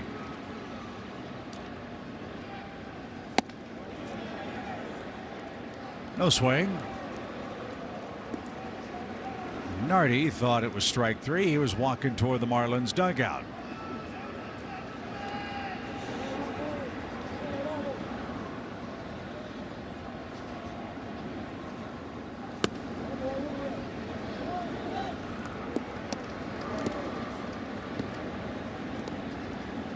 Big trip to the plate here. You'd love to give Burleson a chance to hit with a man on. And Walker behind him. Popped up. Casey on the run. Foul ground. Still coming. He's gonna get there. Nice running catch by Owen Casey in foul ground. And the Cardinals are out 1-2-3 in the 7th. Time to stretch. St. Louis Cardinals baseball is presented by Budweiser. This Bud's for you. Lone Depot Park, located in the footprint of what used to be the Orange Bowl in downtown Miami. Marlins back at home, leading 4-2. They've played good baseball on their home turf. They're 8-5 here. Jose Fermin stays in the game for the Redbirds. He'll play center as Matt Swanson back to work. He's got the bottom 3. Coming up for Miami. Can't give them any more. We trail it 4-2. Right to third. And Arias has that and got Casey. One pitch And 1 out. Good sign for Swanson. 2 outs. Brad on the ground. That's what you want, man. He's got a turbo sinker. I mean, this thing is moving a ton. It's in the mid to upper 90s. Trusted at the bottom of the zone. It's going to be very hard to elevate. I think recently for Swanson, I feel like things have sped up on him a little bit, maybe mentally and physically at times, like jumping towards the plate, leaving some pitches up. Just time to slow it down. Graham Pauley is the batter. He takes outside. Graham is 0 for 2 today. 4 runs, 5 hits for the Marlins, 2 runs, 4 hits for the Cardinals. Back at it tomorrow night, 5:40 first pitch. Chris Paddock for the Fish. Dustin May for the Cardinals. Dustin's had 2 excellent outings back-to-back. That's encouraging. More like the guy we saw in spring training that was dominating. First couple of outings did not go his way. Know that he was frustrated with it. Just made some adjustments. Really, all of his stuff playing well inside the zone the last 2 outings for May.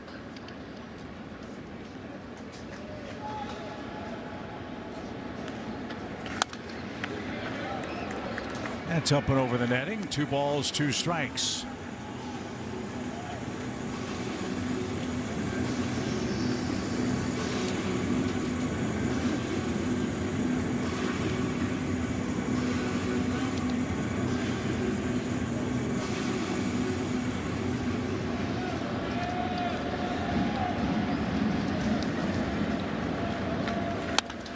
Driven toward right.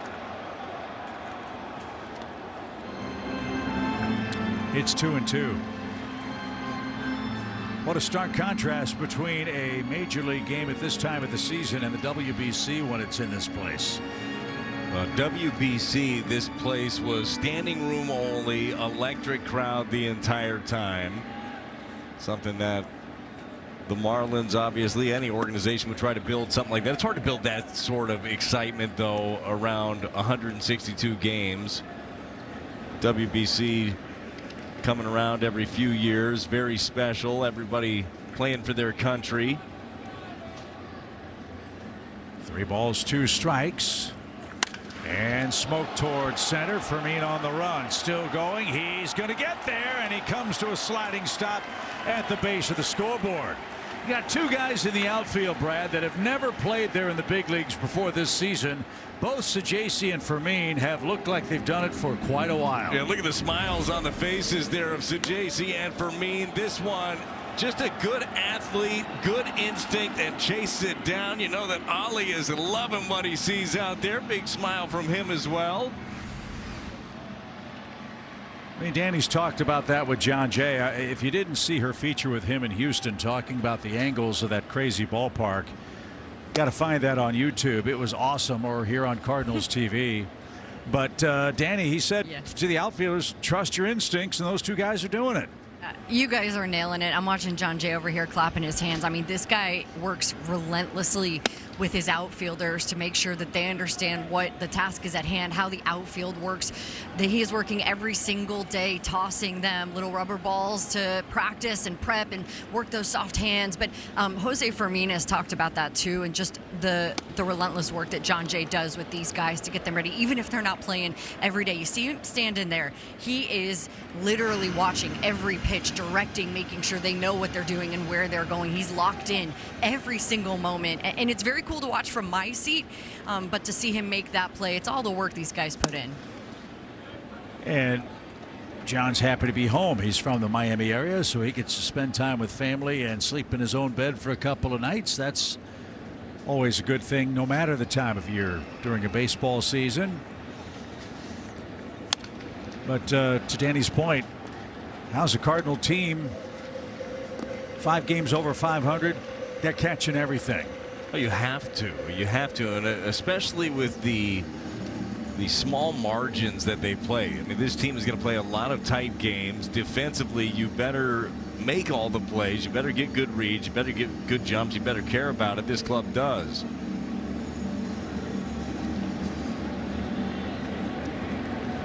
Full count for Connor Norby, the 9th place hitter.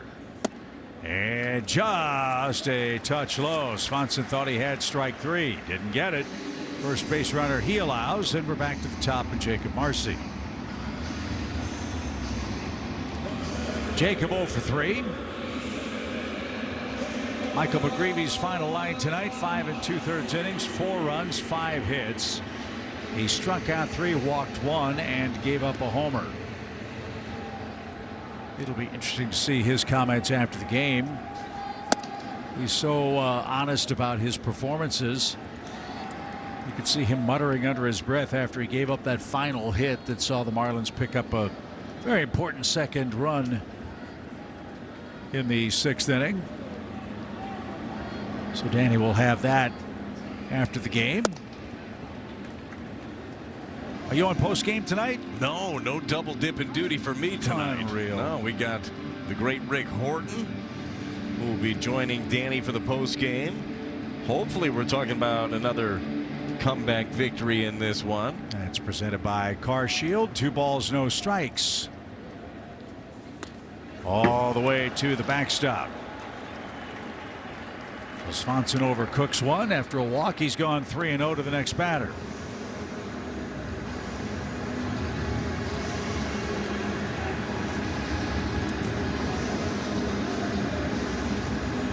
We'll await the scoring on that one. I'm pretty sure that's a wild pitch, but we've had some interesting scoring decisions in the game tonight. And up and away. Back-to-back walks. We can just see the gears turning for Matt right now. And Dusty Blake is going to come out, and to your point, Brad, try to slow the game down. So 2 outs, back-to-back walks. Dusty Blake makes his way to the mound, and Brad and I will step aside and rejoin you after a quick word from BJC Healthcare.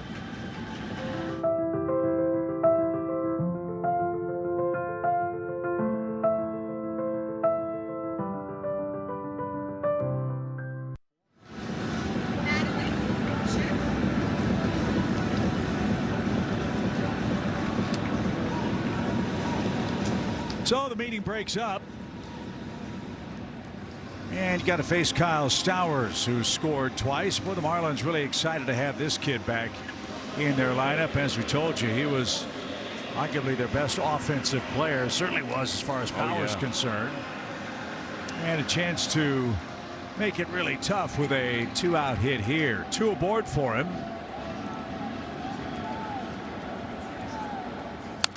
And he was hunting fastball and fouled it back. It was a career year, breakout year for Stowers last year. The 25 homers, the All-Star campaign. And they're hoping that Stowers ends up being a building block here for the future.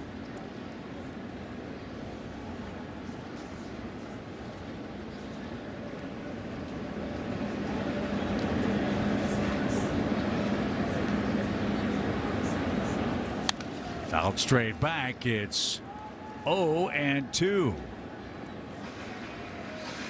Stowers out of El Cajon, California. Played college ball at Stanford. Drafted in the 2nd round by the Orioles and then traded to Miami. 0-2 pitch. Saw Herrera behind the plate before that pitch, point to his head. Be smart right here. 0-2.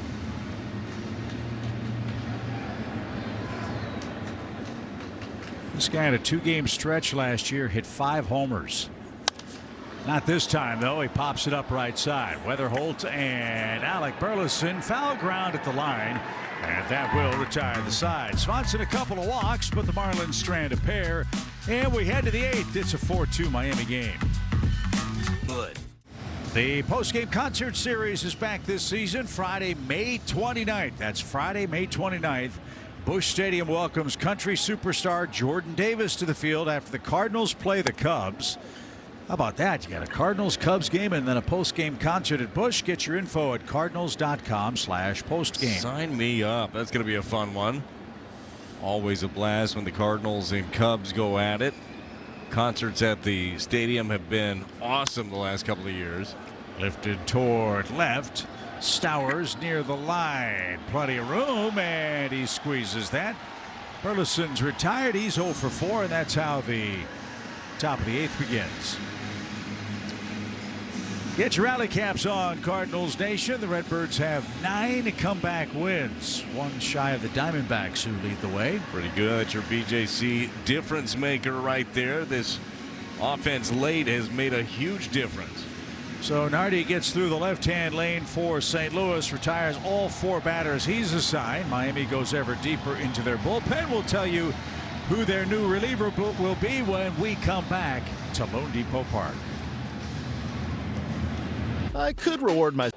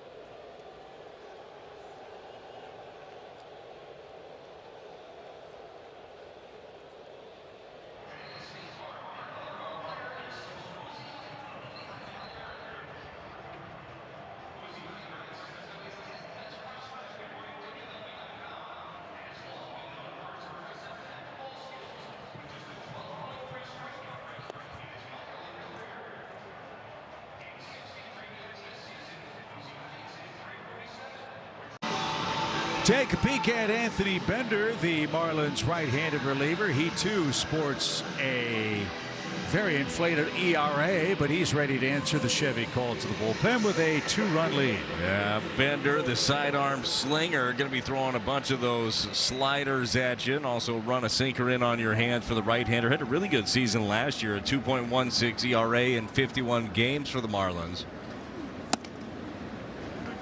Well, he really slings it up there, doesn't he? I like having those different looks out of the bullpen, an arm angle like that, unorthodox. Very tough on the right-handers.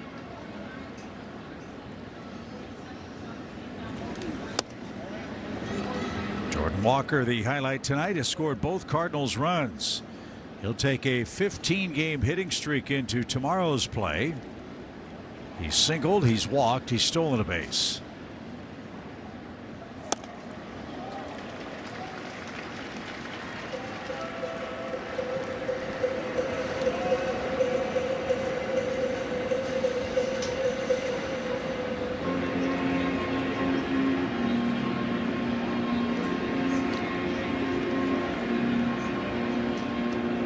Bender last pitched last season, August 17th. He had a stress reaction in his leg.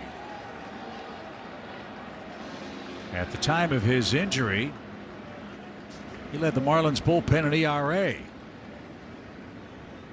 So a nice setup man in front of Pete Fairbanks, who is perhaps getting ready for the 9th. 4-2 game. And Walker chased that for out number 2. Bookend strikeouts for Walker tonight. Bender went right back to it after Jordan was able to take one off the plate. Couldn't hold it back again. 10 Cardinals struck out tonight. Nolan Gorman 0 for 2 with a walk.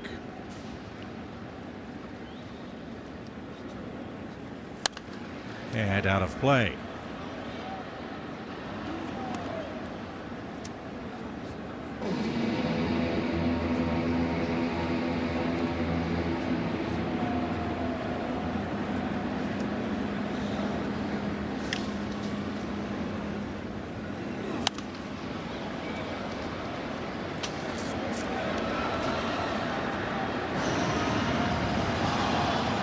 Atlanta leads the Nationals 7-4. Bad news for them. Ronald Acuna Jr. hit on the wrist with a pitched ball, had to leave the game tonight.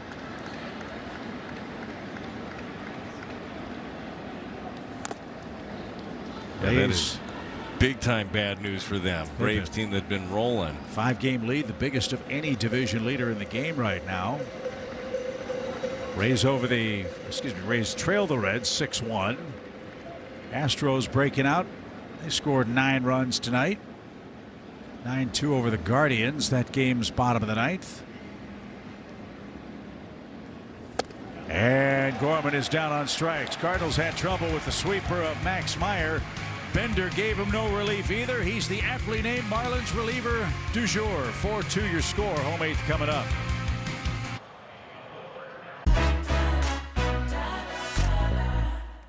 Well, Ryan Fernandez is on for the Cardinals. His job, hold him right there. Yeah, make it a quick one. Your Chevy call to the bullpen, and then give the offense a chance late. That's going to be the job here for Fernandez. And again, every opportunity for Ryan. Hasn't got as many touches as he would like. Got a chance to earn more and more of them. No swing for Otto Lopez. Fernandez recalled April 13th from Memphis. Had 6 scoreless appearances with the Cardinals AAA club.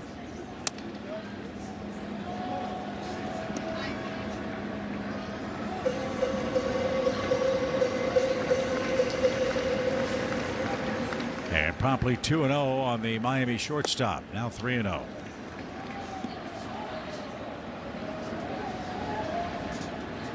Cardinals have issued 3 walks in the game. One of them scored.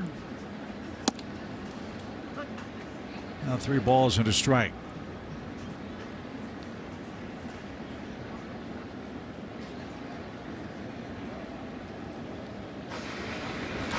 Lopez wants to think it over. Fairbanks and Phillips getting loose in the Miami pen. And it's a leadoff walk. So 3 of the last 4 batters have earned a base on balls from Swanson and Fernandez. Not the way you want to start a 2-run deficit. Now Xavier Edwards bats. He's doubled home a run.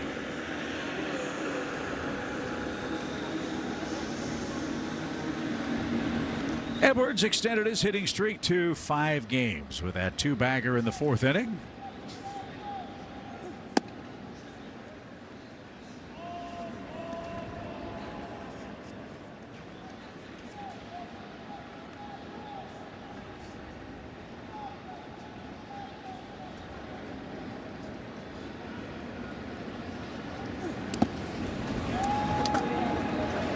Well, for Fernandez now, walk the first guy, fall behind 2-0. Got to make him earn it. Attack, believe in your stuff, especially his stuff at the bottom of the zone. It's going to play.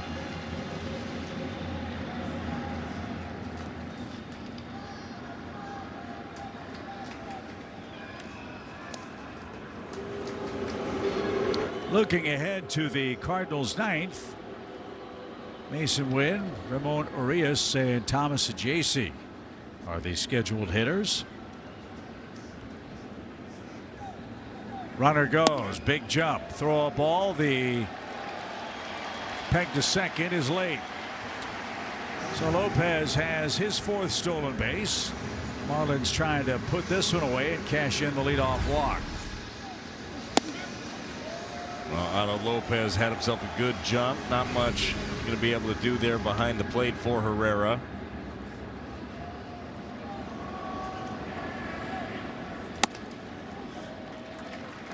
Ball 4.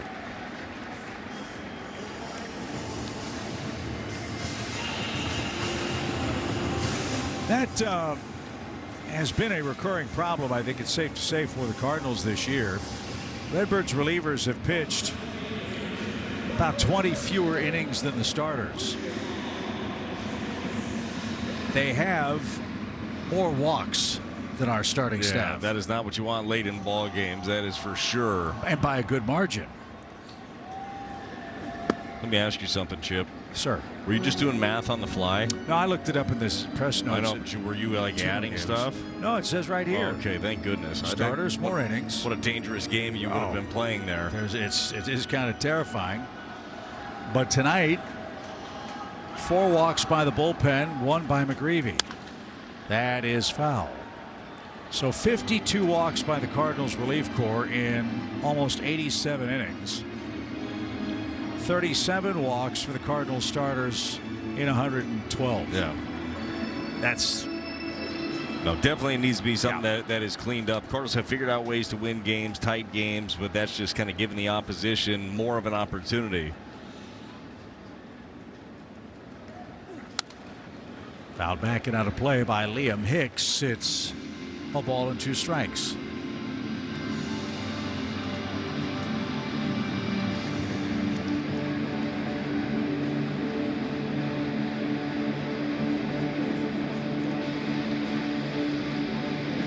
Okay, trivia question for you. All right, this ready. guy in the batter's box.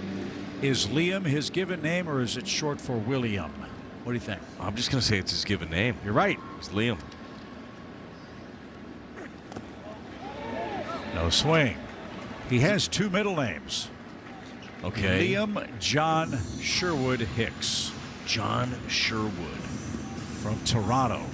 Do we have any background on the dual middle names? I don't know. It's got to be family. Yeah, I would assume.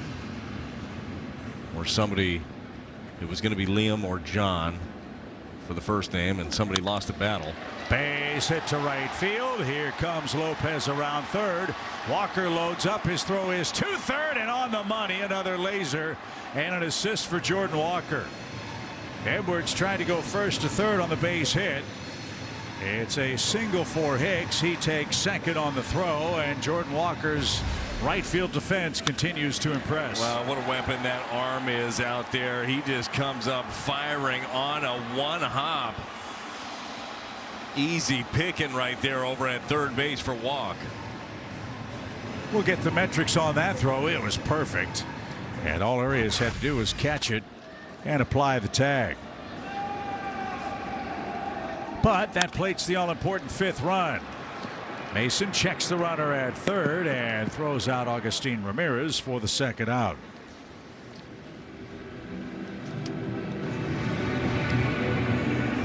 Walker had 5 assists last year. And with that peg at third, he's thrown out 17 base runners since his big league debut, more than any other player on the Cardinals team. 2 throws over 100 miles an hour. Yeah, this year he's got one of the top arms in all of baseball out in the outfield. That's just knowing how to use that turf too. Good skip, perfectly placed throw. Owen Casey is your batter. And he takes low.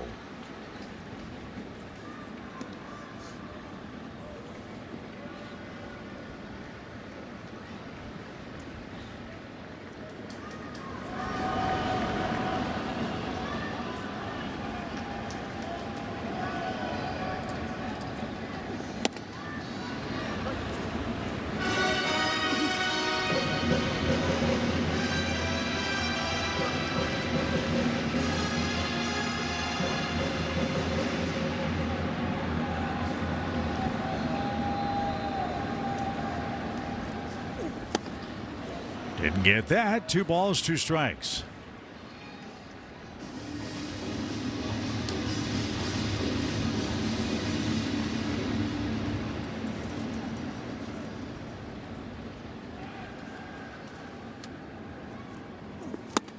And a swing and a miss. Fernandez will retire the side. So a couple of walks, one of them comes home to score, and after 8, it's last call for the Cardinals, down 5-2. Spring Black Friday now through April 22nd. Well, Missouri alum and Webster Groves High School alum Pete Fairbanks is on to try to save the day for the Marlins. He's going to answer the Chevy call to the bullpen. He's got the biggest lead you can have, 3 runs in the 9th inning at home. And he'll start things off with Mason Wynn. Let's check out our Bet365 betting odds for Mason. Yes or no, hit this plate appearance. He's got 2 official trips to the dish with a sac fly.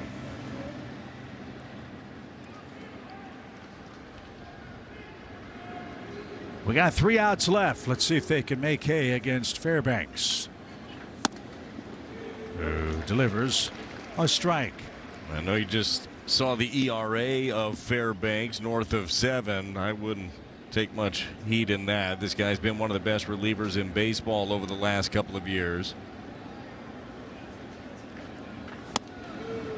Pete started his professional career with Texas, then to Tampa Bay, where he flourished in the pen, and then signed a 1-year deal with Miami a couple of days after Christmas.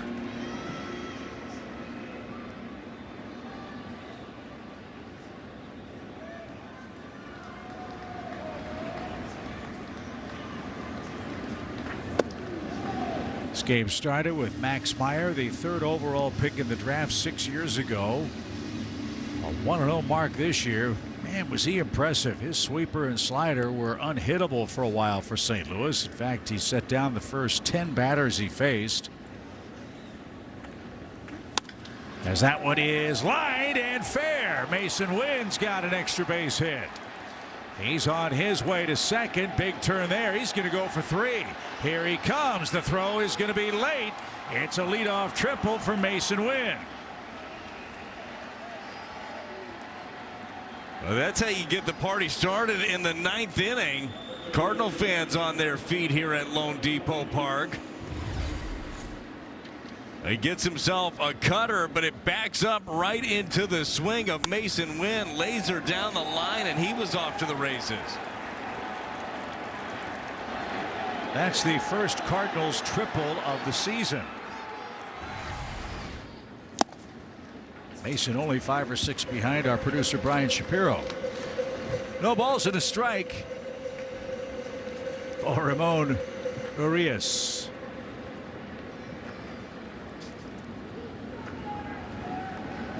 Urias an infield hit tonight and takes a little low.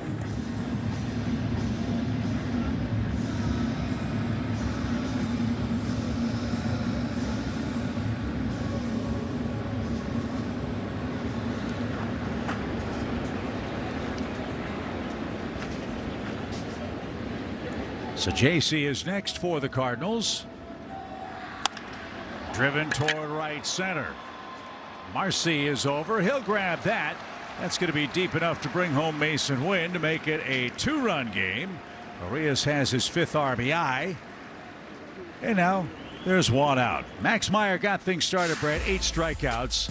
Let's check out his StatCast powered by Google Cloud. Well, 17 swings and misses from Meyer, and 12 of those were on the sweeper and slider. Just had the Cardinals off balance on this one. He is your Budweiser player of the game. Really just set the tempo with his 8 strikeouts, and pretty good outing for him. Faded a little bit at the end, but Cardinals could not figure him out.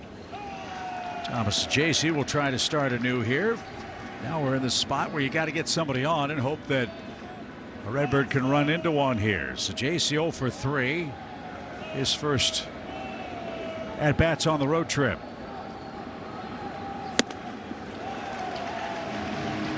And Fairbanks a little angry. 98. That'll get on you quickly too. Pete's got that short arm and then just really reaches out on you.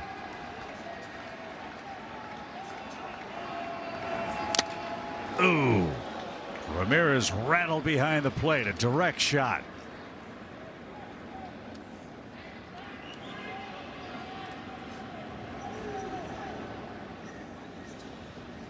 And the Marlins training staff will come check on Augustine. That was loud. That was about as flush as you're going to get, right to the side of the helmet for Ramirez.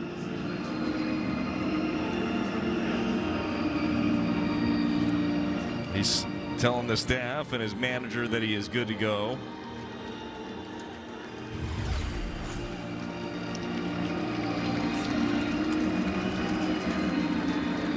Oh.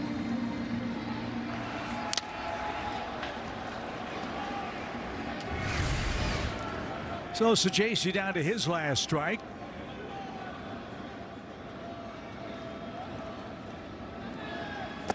And Thomas couldn't resist.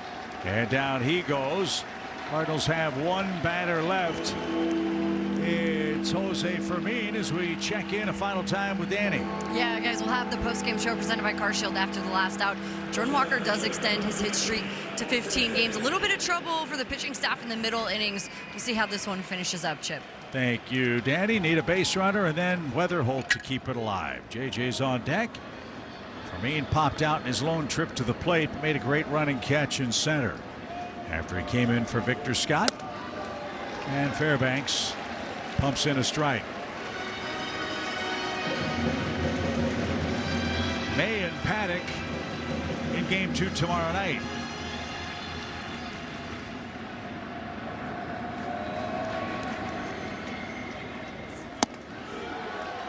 Now we're down to our last strike. Fairbanks is throwing awfully hard.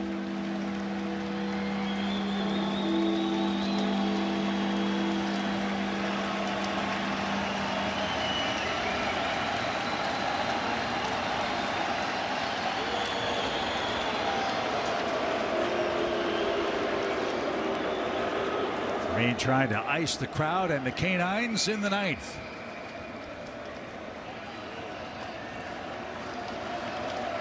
No balls, 2 strikes.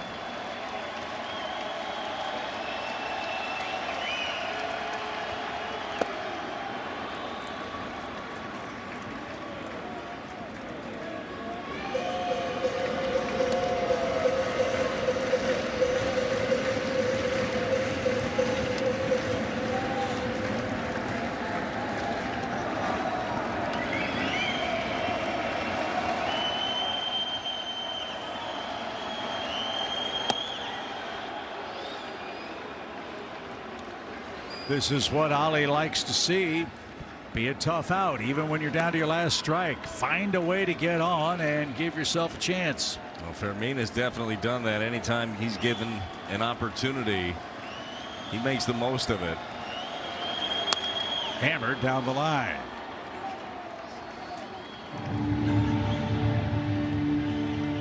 Fairbanks is pump and strike. 16 pitches, only 4 misses. But no margin for error here for Jose Fermin.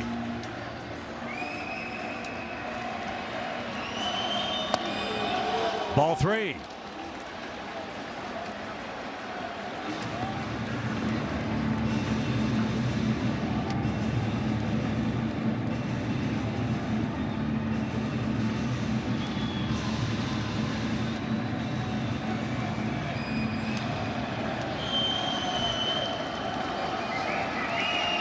Three-two pitch.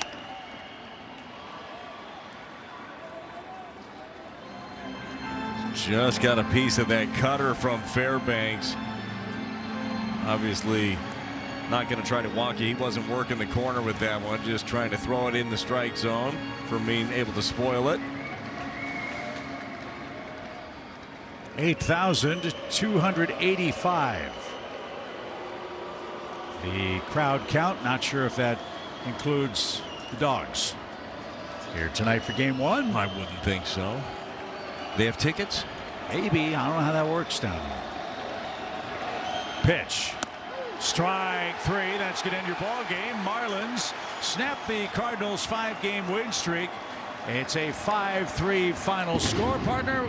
All good things come to an end. Let's start a new streak tomorrow night. Absolutely. That's what this team has done. They've been resilient all season long. Max Meyer just had their number early in this one. Michael McGreevy was matching them pitch for pitch over the first 3, but the Marlins able to get to him in 4, 5, and 6. So Dustin May Day tomorrow. Hopefully even this thing up. May's pitched well his last 2 outings. Chris Paddock his opponent. First pitch at 5:40 St. Louis time. We'll rest up and have game 2 from Lone Depot Park tomorrow. And Ricky Horton, Danny Wexman will have the Cardinals post-game show. That's presented by CarShield. It's coming up after this break.